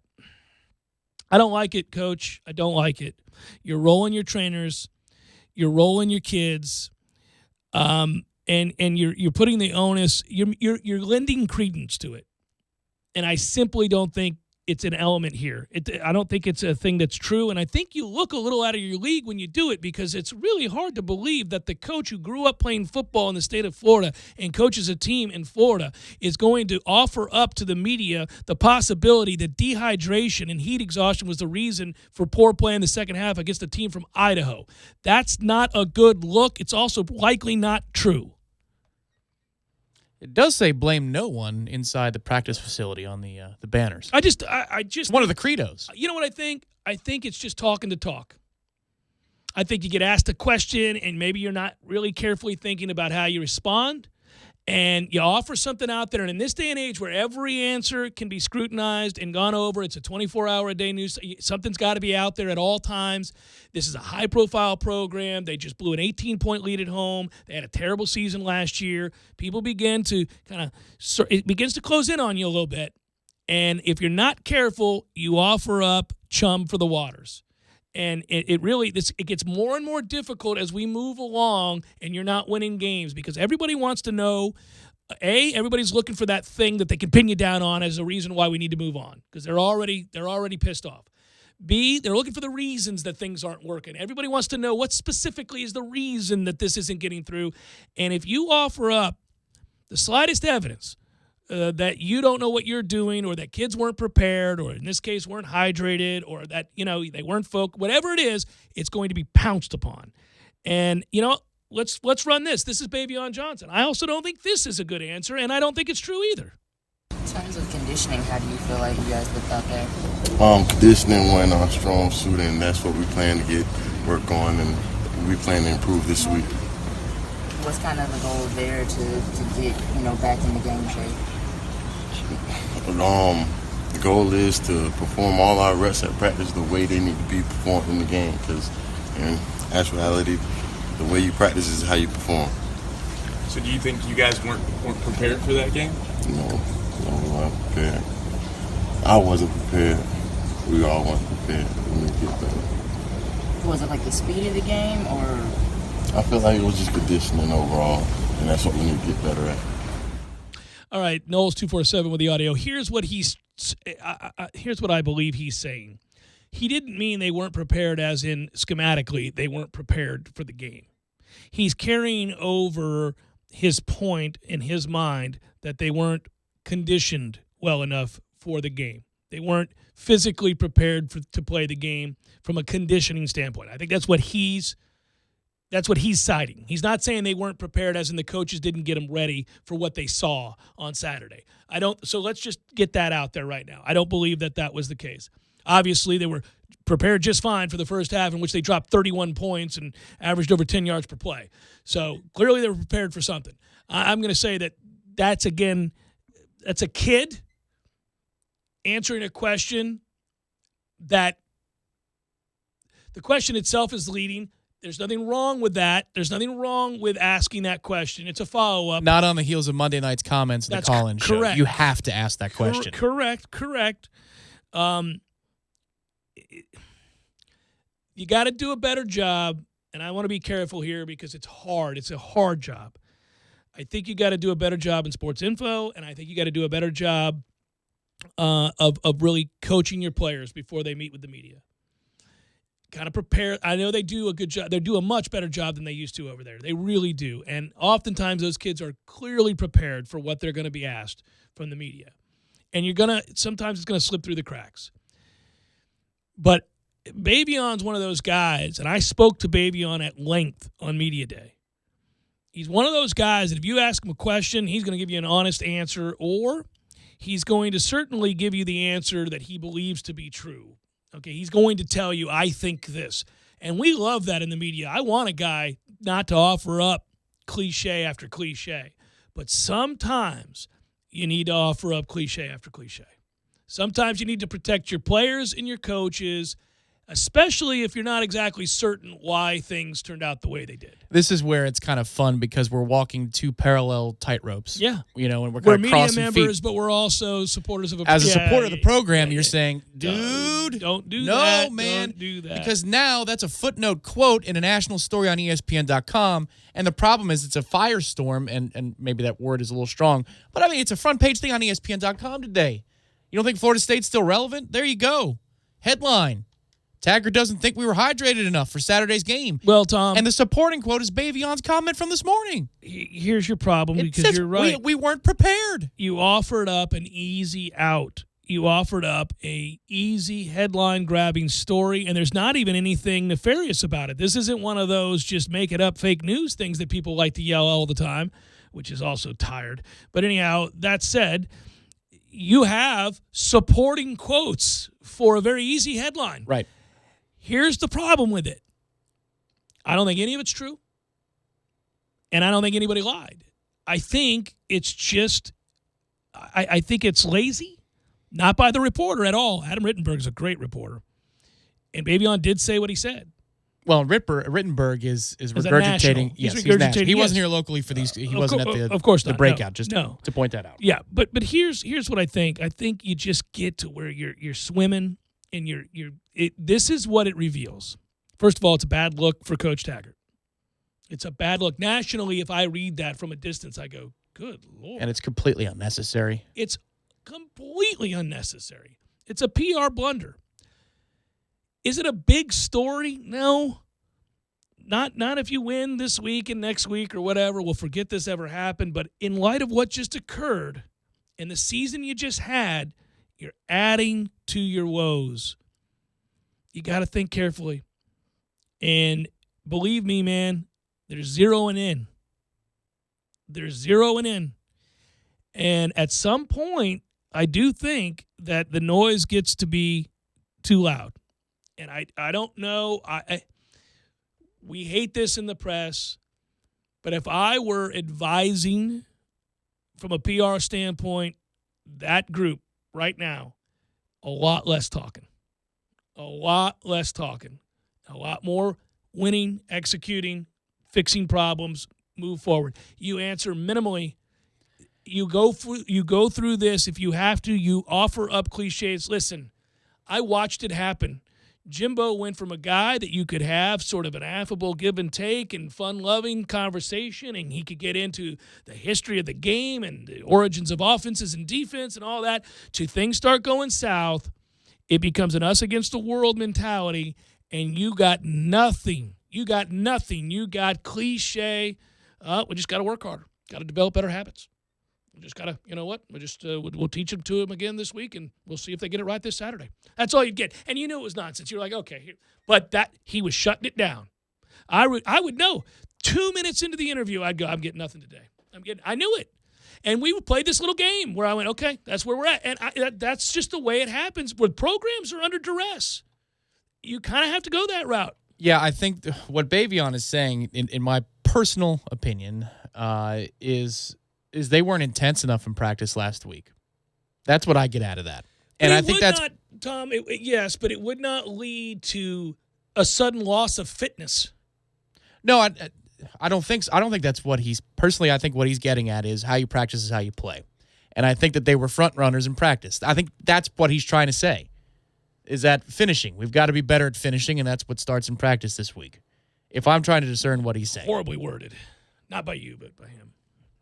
I understand.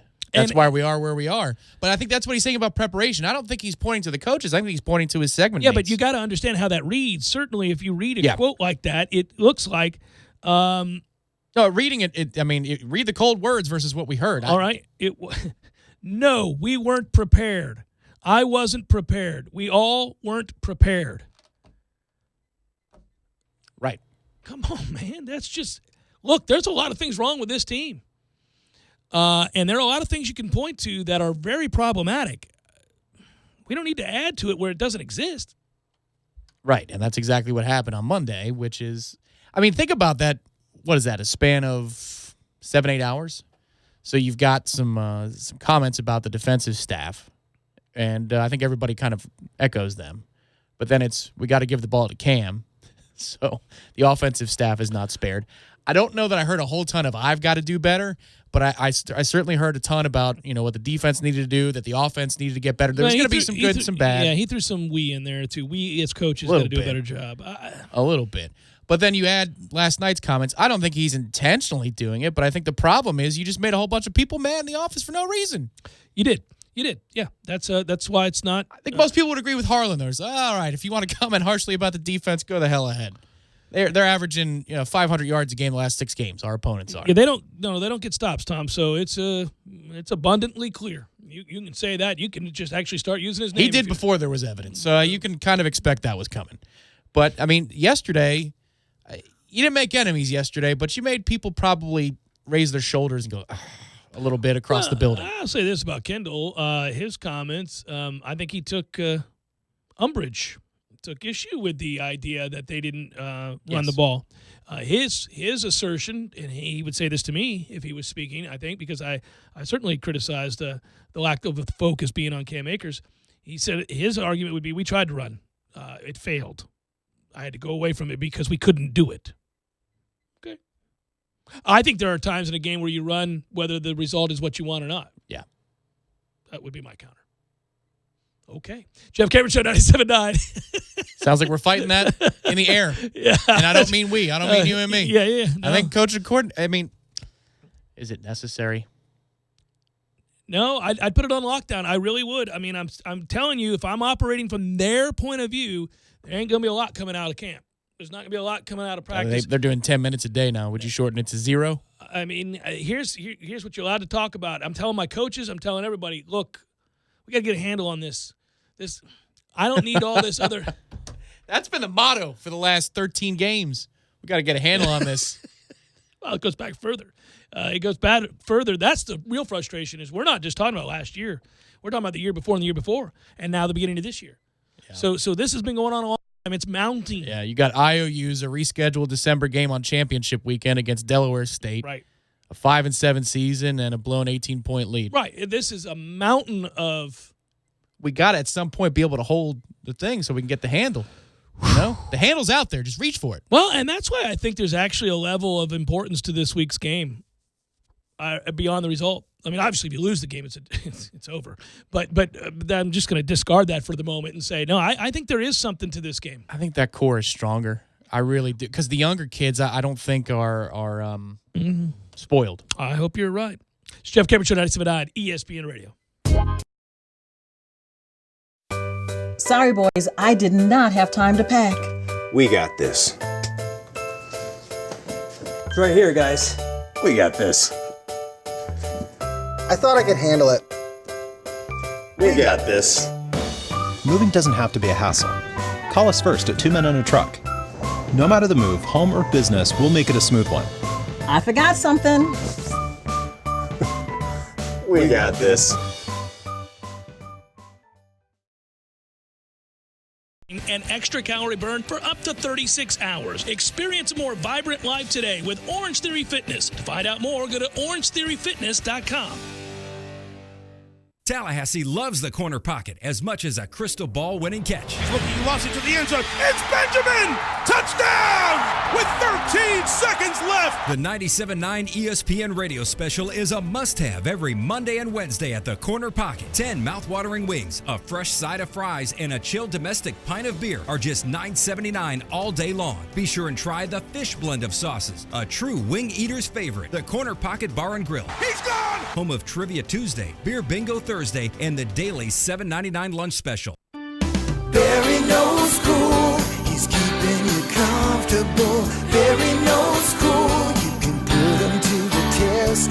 You can't protect against everything life has in store, but you can sure try. When you turn to the experts at Carrier and Barano Heating and Air, we help you protect your investment with regular maintenance options that can keep your system safe. Receive same-day service when you sign up for the Total Comfort Service Program at baranoac.com. Florida license number CAC 1816186. Your next haircut now has a shortcut. Introducing the Sport Clips Haircuts app. That's right, now the cut you want is just a tap away. Just download the app, check in at your neighborhood Sport Clips, and choose your Guy Smart stylist, and you're done. We'll text you when your stylist is almost ready. Then head to Sport Clips for a championship haircut experience. It's home field advantage for your hair. No appointment needed. Just download the Sport Clips app and check in. And don't forget a beard trim. Sport Clips. You choose the cut, we cut the weight. Hi, I'm Jeff, founder of Which Superior Sandwiches, and I'm here to tell you about our signature Which, the Wicked. Why call it the Wicked? Some say it's wicked tasty, some say it's wicked large. One thing's for sure, with oven-roasted turkey, ham, pepperoni, roast beef, and bacon, as well as your choice of 3 cheeses, it definitely takes you from wicked hungry to wicked happy in just a few wicked good bites. Only at Which Superior Sandwiches. On Wednesday, the Wicked is just $5. 5 meats, 3 cheeses, $5. Today, business happens here, and virtually anywhere. Because today, innovative companies are reinventing the way business happens. And they need people who can keep up. With the expertise and technology to get packages to over 150 million delivery points. So, who can help you deliver the future of commerce? The United States Postal Service. See why we deliver more e-commerce packages to homes than anyone at USPS.com/future. T-Spark Enterprises, roofing and construction services. T-Spark, tsparkconstruction.com. It's been many months since Hurricane Michael devastated our area. Many people are still dealing with the damages and finding it hard to get a local contractor to contact them. Are you struggling with getting assistance to fix your damages? Are you feeling like your insurance company is not being fair? If your answer is yes to any of these questions, we can help. My name is Travis, owner of T-Spark Enterprises, and I'm asking you to give us a call today for your free consultation. Let my company guide you through the process to get your home back to normal. Call 850-766-1340. T-Spark Enterprises, roofing and construction services. T-Spark, tsparkconstruction.com. License number CCC 1331204. This is the Jeff Cameron Show on 97.9 ESPN Radio.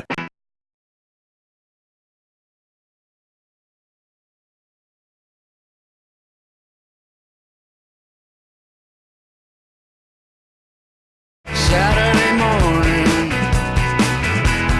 who's gonna play with me?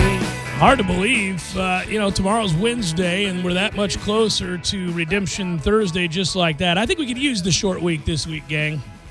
Get back on the football field, and, let's rectify some issues here. Tom said before we broke a moment ago that he thinks that's exactly what's going to happen, that they'll be tougher, that this group is, as led by the younger players, a tougher-minded group. I hope so. I really need to see that because I'm not prepared. As harsh as my criticisms have been at times yesterday and today, I'm not prepared to say the season's a wash because they lost to a good Boise State program by 5. The way they lost certainly hurts more than the fact that they did lose. The way they lost is really kind of unforgivable. But the fact that they lost is forgivable. That happens. Boise State's a good team. They're a veteran team. They're further along than we are currently. I hate to admit that, but that is abundantly clear.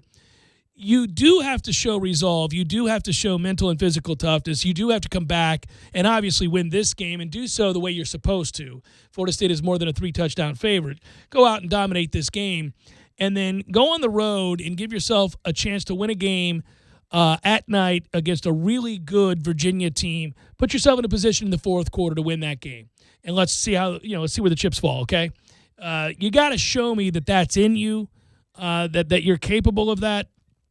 Or else we're 1-2, and the pattern of losing to anybody with a pulse continues, and you're really a dead man walking at that point because the remaining loyalists will jump ship at that point. You're already seeing a lot of people who were of the mindset that Willie Taggart is a great hire and is the right guy, and they're going to remain undeterred in their loyalty. You're already seeing some of them say, I don't know anymore, man. I'm just not so sure. Well, you go 1-2 and you don't show a lot of fight. You lose them 2, and now you've lost everybody, and good luck getting them back. Look, sycophants are sycophants. They're out there. I hear from them from time to time when I'm critical of the program. They'll say, how dare you? The program needs you now more than ever. It's not my job, man. That's not what I'm here to do. And this is the deal with sports. You win or you don't. And we all know this. It's not a matter of loyalty to your university and caring about FSU. Of course we do. That's why the hell we're so critical of it. It's constantly the example I give when it comes to overzealous folks and patriotism. The greatest patriots are the ones that love their country enough to criticize it around every turn to make sure that it improves and moves forward. So I think, again, that's not about that. You can't lose that group. You've got to show us that you're capable of growing this thing, or else we're going to lose hope. And the players, more importantly, Tom, will begin to lose hope. And when that happens and you lose them, I can't help you, no matter if I wanted to or not. You're done. We've talked about this. When people quit on coaching, it's time to go. You can't fire the players. So that's where we'd be at. Well, that's the danger on defense with a lot of the veterans, is they say, oh, the hell with this. Are you kidding me? If we get through 3 games and let's say Virginia puts up 450 or 500 yards of offense, then it's almost like you need to win with the offense. And if the defense cares in a given week, that's good news because it's a bonus. It's unfathomable in some ways that we're having this discussion, and that's coming from somebody who lived through the lost decade. Lost decade, I think there's a little bit of a difference here. We have some depth issues with this team currently, yes. But those teams in the lost decade didn't hardly have anybody. You might have a star or two that are going to get drafted. Lawrence Timmons did exist in the lost decade. Boy, did he. But, beyond that, remember our secondary in those days? It was like Patrick Robinson, and then Tony Carter was like the standout. And, yeah. Okay. I mean, it's not that he was a bad player, but if those are your best guys, that's a problem. At Florida State, that's a rough go. I think we've got better here. We've got a lot better. And I think Willie's going to try and make some change. Maybe Willie is the best thing that could happen to the defense because he's going to make them he's going to force-feed aggressiveness out of them. Maybe that works. Well, I would do it. I mean, I don't think you have other options. I'd also think about something Ira has really advocated for some time now. If you got seniors who aren't going to set the edge, seniors who aren't going to get off blocks and trigger and run downhill, seniors who aren't going to do what they are asked to do for the execution of this defense, then get them off the field. Let's just go young and play the young guys and try to improve. You could even see some former players. One in particular said, we're not setting. I played in a 3-4 at the pro level. Yeah. If you're not going to do that, go back to the 4-man front and just be done with it. But you know what? The crazy thing is, the Breaking Bad episode, like the turning point, no more half measures, right? Right. It feels like it's been a half measure for a year on defense. Like we were making changes in spring. Yeah. Willie talks to you, and he talks to Wake Up Warchain, who's next to us in Charlotte. And the things he was saying was, well, there's some things we liked we didn't like. I remember he was the dais for 15 minutes in front of the national media and was like, well, what are we? Wait a minute. I thought we were switching to this thing. And it's like, well, there's some things we like. There's some things we didn't like. And then there's like some of these answers about position changes, sort of, kind of. He might be out here instead more. Mm-hmm. Feels like there's a lot of half measures rather than a defined who are we, what are we about. Better get to defining it real quick and be something. Even if it's not good enough, be something. Because kids can work within a structure of a scheme and understand what their responsibility is, and they may not always execute it. At least they know what they're supposed to do. Like, for example, easy one. What is Marvin Wilson? Yeah, well, and this is a problem in this defense, right, with Marvin, because they chipped with him and doubled him and then got to the second level rather easily, and nobody was able to fill. No, our linebackers didn't do their job. Right, so he's probably your best player on defense? Oh, I think so, without question, yes. But beyond that, he made some great individual plays, especially getting after the passer. Yes, he did. And he cares, and he's a knoll. Right. He's awesome, yeah. But schematically, what is he? Right. Last year, he wasn't a starter. This year, he's not an interior player. So, I mean, if we're going to get run on to the tune of 250, it could have been 400. What the hell? Yeah, agreed. Speaking of what the hell, just float it out there right now so that you guys can act on it if you want. Has nothing to do with us. Just a side note.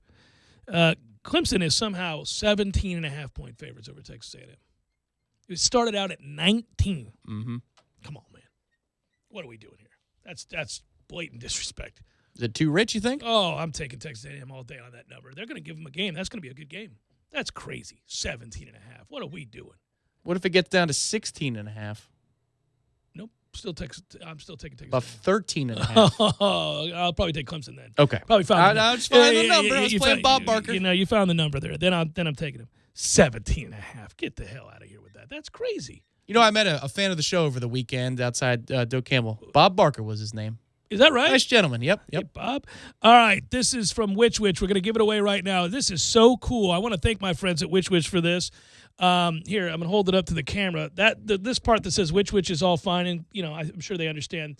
The more important side is this one. I'm sure they understand. Yeah, yes. It's the one with the Jeff Cameron Show logo on it. It's a Yeti cup here. What is this called? A Yeti. Well, it's a 20-ounce. Yeah, 20-ounce. 20-ounce. Steel Yeti, badass. Keeps things hot, keps things cold, whatever you want. That's what it does. That's right. That's what it does. That's what it does. But it's got the show logo on it, and I think it's amazing. I brought one home. I was like, this is cool as hell. We're going to give it away right now. What's the number here, Tom? That's 523 ESPN. 523-3776.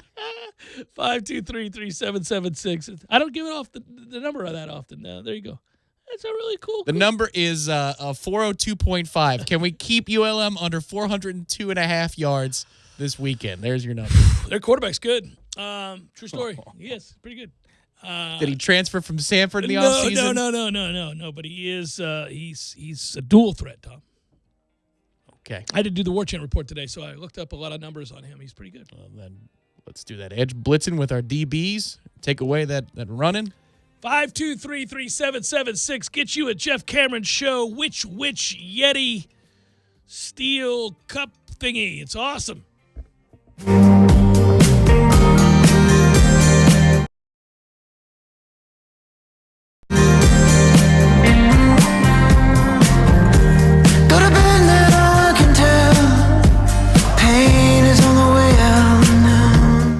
That's caller number 3. He's to the 20, the 10, the 5, and touchdown! Just as time expires. What a big score! You too can score big with savings offered by the City of Tallahassee. With a free home energy audit from the city, you are sure to score some major points by identifying household energy needs. We'll come to your home at your convenience, examine your structure, and provide recommendations for energy and water-saving improvements. You can also take advantage of the city's Energy Star appliance rebates. This can help you receive up to $300 on appliances such as refrigerators, washing machines, and more. And don't forget to ask about budget billing. This free program gives you more predictable bills by averaging the amount you pay each month to help avoid spikes caused by seasonal changes. With so many savings, you're sure to be a winner. Visit talgov.com or call 850-891-4968. That's talgov.com or 850-891-4968 to learn more. AAA Tree Experts has been a Tallahassee staple for over 35 years. But did you know they now offer landscaping? AAA landscaping services include custom outdoor landscape, creative landscape design and architecture, hardscapes, waterscapes, retention walls, and French drains, irrigation and sodding, landscape and holiday lighting. Call them today for all your outdoor landscaping needs. 850-385-3319 or visit them online at AAATreeExperts.net. AAA Tree Experts and Landscaping. No fans, 97.9 ESPN Radio's exclusive home for 2019 away game watch parties is Hangar 38 in Bannerman Crossing. Looking for the slant. This time Terry's got it, and he's into the end zone. That's a Florida State touchdown. The Jeff Cameron Show crew will be on hand for every Seminole away football game for contests, prizes, and a good time. They'll feed it to him again. Look out. Touchdown! So when the Knolls hit the road, join us at Hangar 38 in Bannerman Crossing, the exclusive watch party headquarters for 97.9 ESPN Radio, Tallahassee's sports monster. Not every law firm is the same. For example, you don't hire a divorce attorney to handle a foreclosure. The same goes for your insurance claim. Hire a firm that has the knowledge and experience in handling insurance matters. The Morgan Law Group is dedicated solely to this cause, fighting insurance claims that are underpaid, delayed, or denied. With offices throughout Florida, the Morgan Law Group covers claims for all hurricanes, storms, mold, fires, boats, and even sinkholes. Representing the policyholder, going after the insurance companies. The Morgan Law Group. Offices Miami, Orlando, Naples, and Panama City. Online at policyadvocate.com. Not an employee or member of a law firm. Today, business happens here, and virtually anywhere.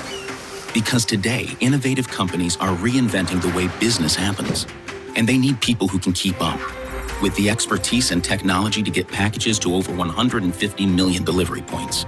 So, who can help you deliver the future of commerce? The United States Postal Service. See why we deliver more e-commerce packages to homes than anyone at USPS.com/future. The Jeff Cameron Show podcast, available on demand at ESPNTallahassee.com and on iTunes today. The Jeff Cameron Show podcast is brought to you by Garnet and Gold of Tallahassee. When you buy FSU apparel, support local business. GarnetandGold.com. Broadcasting live from the Tallahassee Dodge, Chrysler, Jeep, Ram, Fiat studios in the capital city of Tallahassee. This is the Jeff Cameron Show on 97.9 ESPN Radio.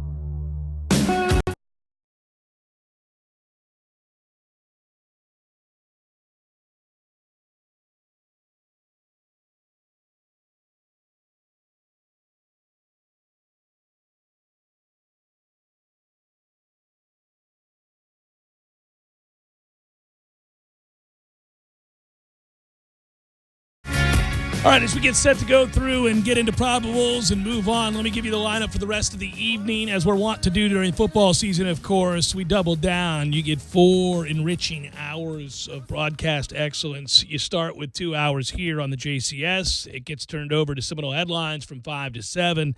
And then from there, if you're a Braves fan, the joyous run continues because you get the Bravos tonight right after Headlines is over. October baseball again for them.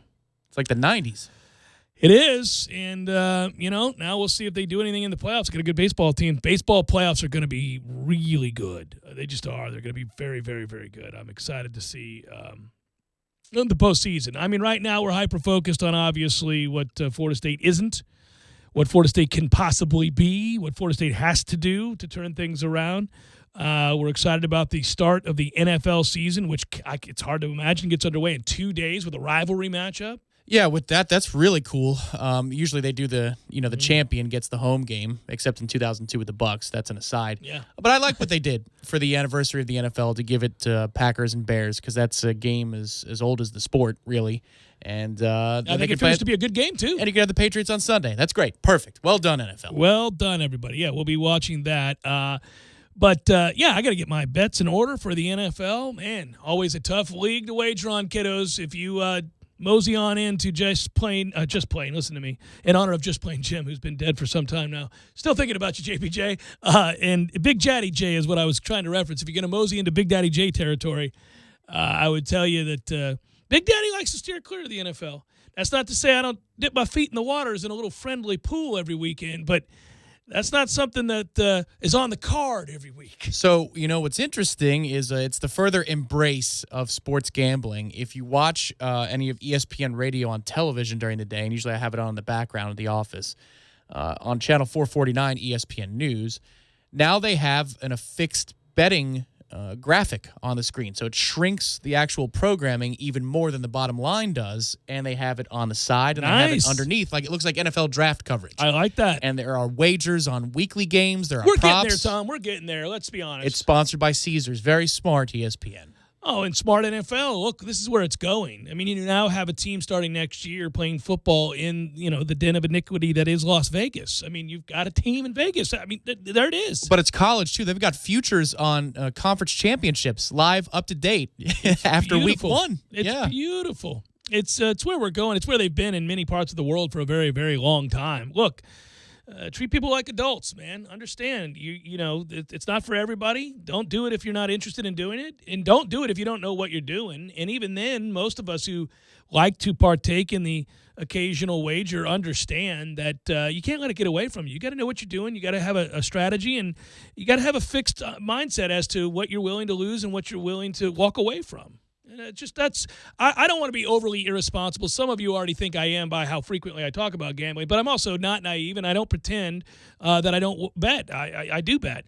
But I'm not trying to tell all of you to bet. If you want to, do it. But just do so cautiously and understand what you're getting into. Well, I found it interesting when I saw the scroll that Bucks and 49ers is a pick'em. That's pretty good. Tampa typically opens up strong, and it is a home game in that heat. There might be a lightning delay. We'll see. But I just found it interesting that it's a pick'em. That means that on a neutral field with a quarterback who looks gun-shy, San Francisco would be a favorite. Give me the Bucks.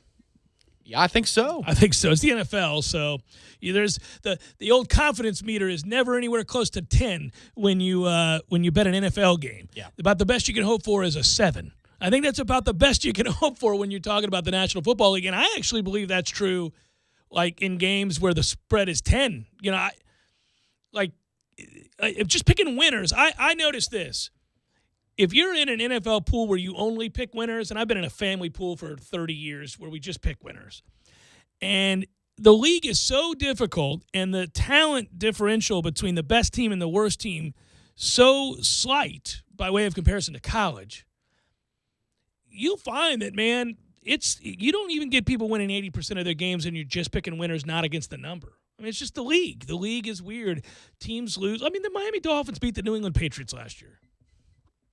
Yeah, you have to be illogical at times in order to win those things. You really do. That's the hard part. You start playing weird hunches, and you start if you're really locked in, the guys that have great years begin to notice trends in how they mesh well with certain teams and poorly with others. So you'll say, well, this team is better than this team, but they do not match up well because of this. Now, if they have to play that team in the playoffs, they're going to be in trouble, but they won't because that team's only going to win 6 games, but I like them here. That's the kind of weird stuff you end up saying to yourself, And you're good at it. I've been good at it. We've all been good at it at times. You have good years and bad years in the NFL, man. It's weird. Like, there are years where you have a vibe, you have a feel, and there are years where you go, I don't know. There was a year I was in the mid to upper 60s against the number. It's bizarre. And I feel like I'll never do that again. You probably won't. But it happened once. Yeah. And you ride those years and you take them and you milk them for all they're worth because it won't happen again. I mean, if it does, it'll be in another 10 years or something. Yeah, It's crazy.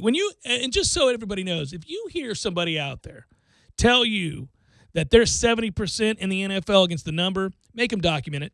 Don't believe them otherwise. Now, I will say, out in Vegas, where they have the Super Contest, it has happened. Somebody did win 70%, and they won $1 million. Yeah, because you're forced to play that many games every week. But, if you're just trying to bet games to win on your own, that's not a contest. So it's not a flat fee. You're already in for it. Right. To be 70% is absurd. Oh, I just can't fathom.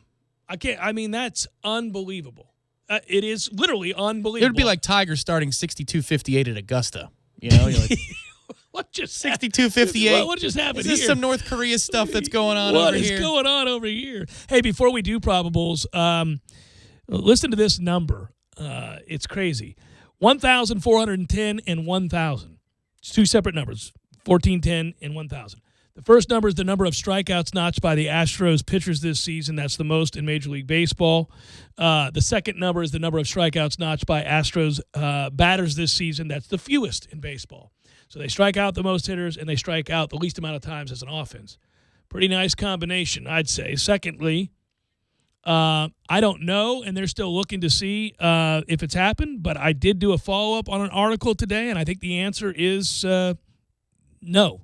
Has any team ever led the majors in strikeouts by pitchers while its hitters led the major leagues in fewest strikeouts? And they're going back through it now, and the answer up to this point has been no, it's never happened.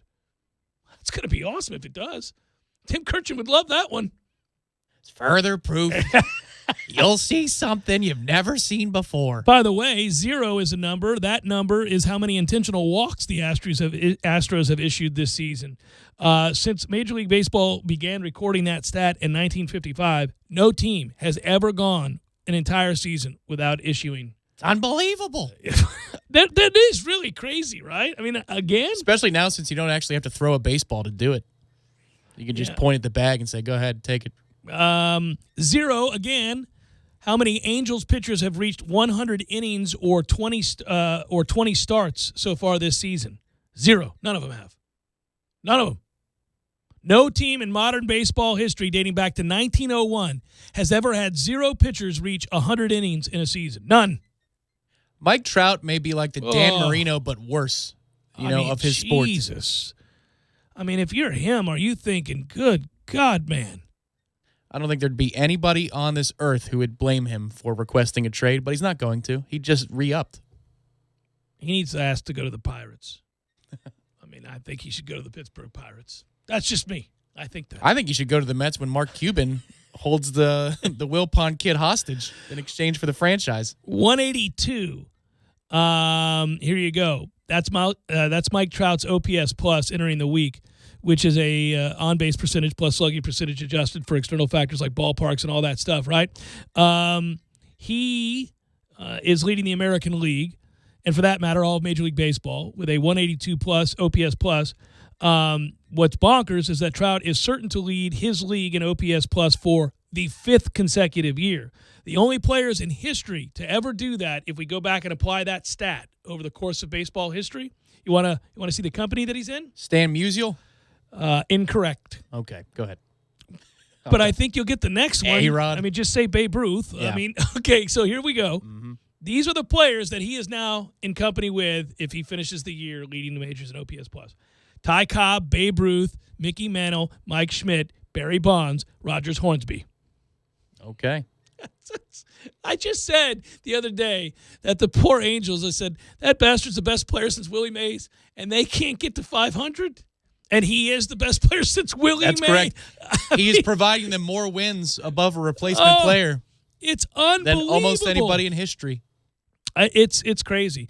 It's a fun article. Go find it on MLB.com. There's a lot of good stuff there. You'll find this article about all the unique numbers from this year. We're living in a weird time in baseball. That's a really nice break too, to listen to those numbers and think about something different instead of trying to dissect this football season with a bone saw already, because that's what we're doing.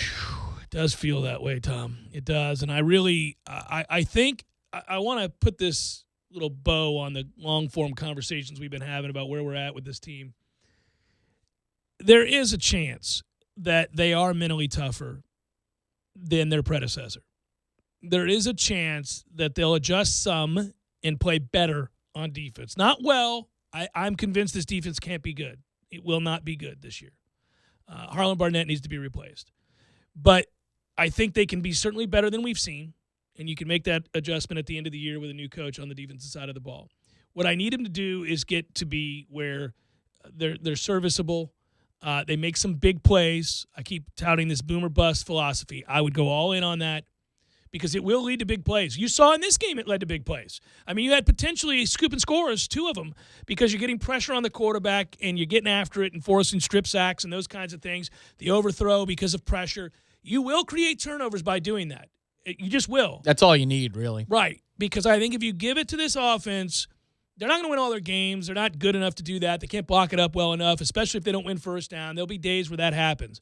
But you can get to 7 or 8 wins outscoring folks. And I think you got to do that. You got to show signs that there's progress being made here. Then you make a change on the defensive side at the end. Well, yeah, and once again, as Kendall said, that if the guys got comfortable because things came so easy, the mentality moving forward is this: we must score 60 a week. I mean, like you just need you need to tell them that. 09.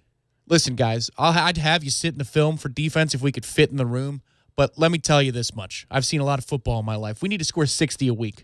So that's going to be your mentality moving forward. Yeah, and it should be anyhow. And I'm going to say this anyhow. I'm going to say this all week long. I have no influence on this team. But here's the deal, man. If you can hang 80 this weekend on ULM, do it. I'm telling you now, this is less about the sportsmanship angle or anything like that. And listen, answer for it afterwards if you need to.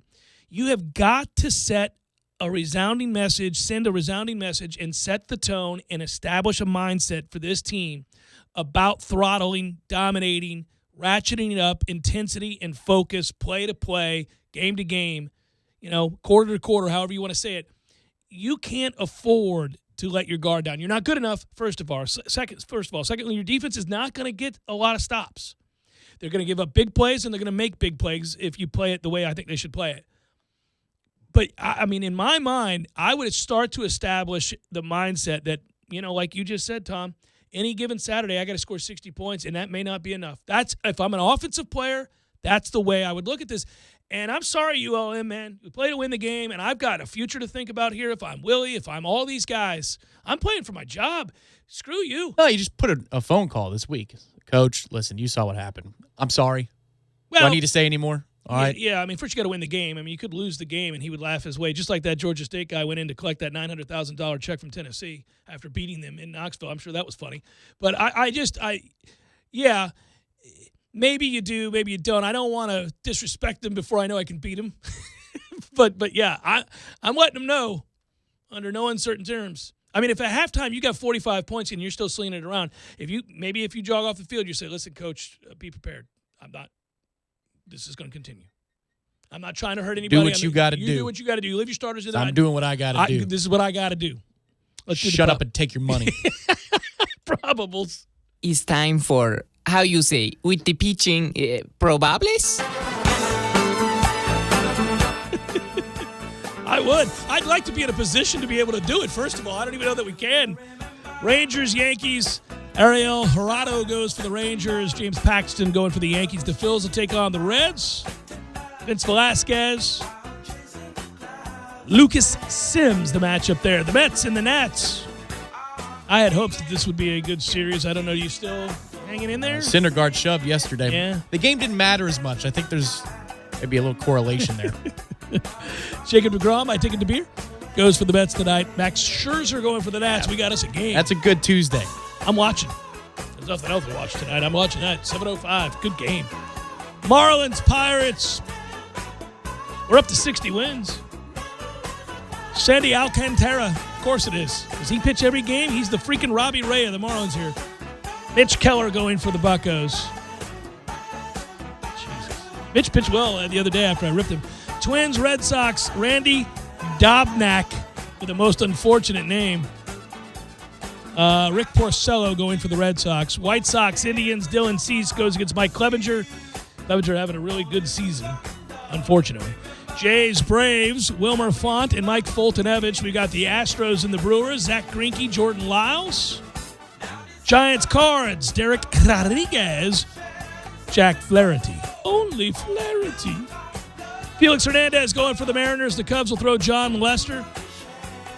Tigers, Royals, Daniel Norris, Mike Montgomery, Padres, D-backs, Ronald Bolanos making his major league debut. Ronald Bolanos. Merrill Kelly, country club kid going for the D-backs. Angels, A's, Jaime Barea, Mike Farrs. Rockies, Dodgers, Chichi Rodriguez. It's Chichi Gonzalez. I don't know why. Julio Arias goes for the Dodgers, and that is a look at those that shall reside on the bump. I like that you wanted to play something upbeat here today. Well, it's September. I know. I'd forgotten that we were... I couldn't yesterday. No. There was no... Director Matthew said, whoa! I said, you kidding me? I'm going to break out the September on a Monday? Can't do it today. After that performance? Our thanks to Jerry's Cigars. Way to go, Jerry's! All right, Jerry's. Where are they located, Tom? 2810 Share Road, 2910 Cary Forest Parkway, and in the virtual sense, they're located at jerrycigarshop.com. Well done, Jerry's. Thanks for sponsoring Probables. Good work out of you, Tom. Good work, Director Matthew. Thanks to all those who called and or listened. By the way, coming up next, Seminole Headlines from 5 to 7. It's a good one. And then that will be followed by Braves baseball. Enjoy your evening. We'll talk to you on a Balls McWednesday.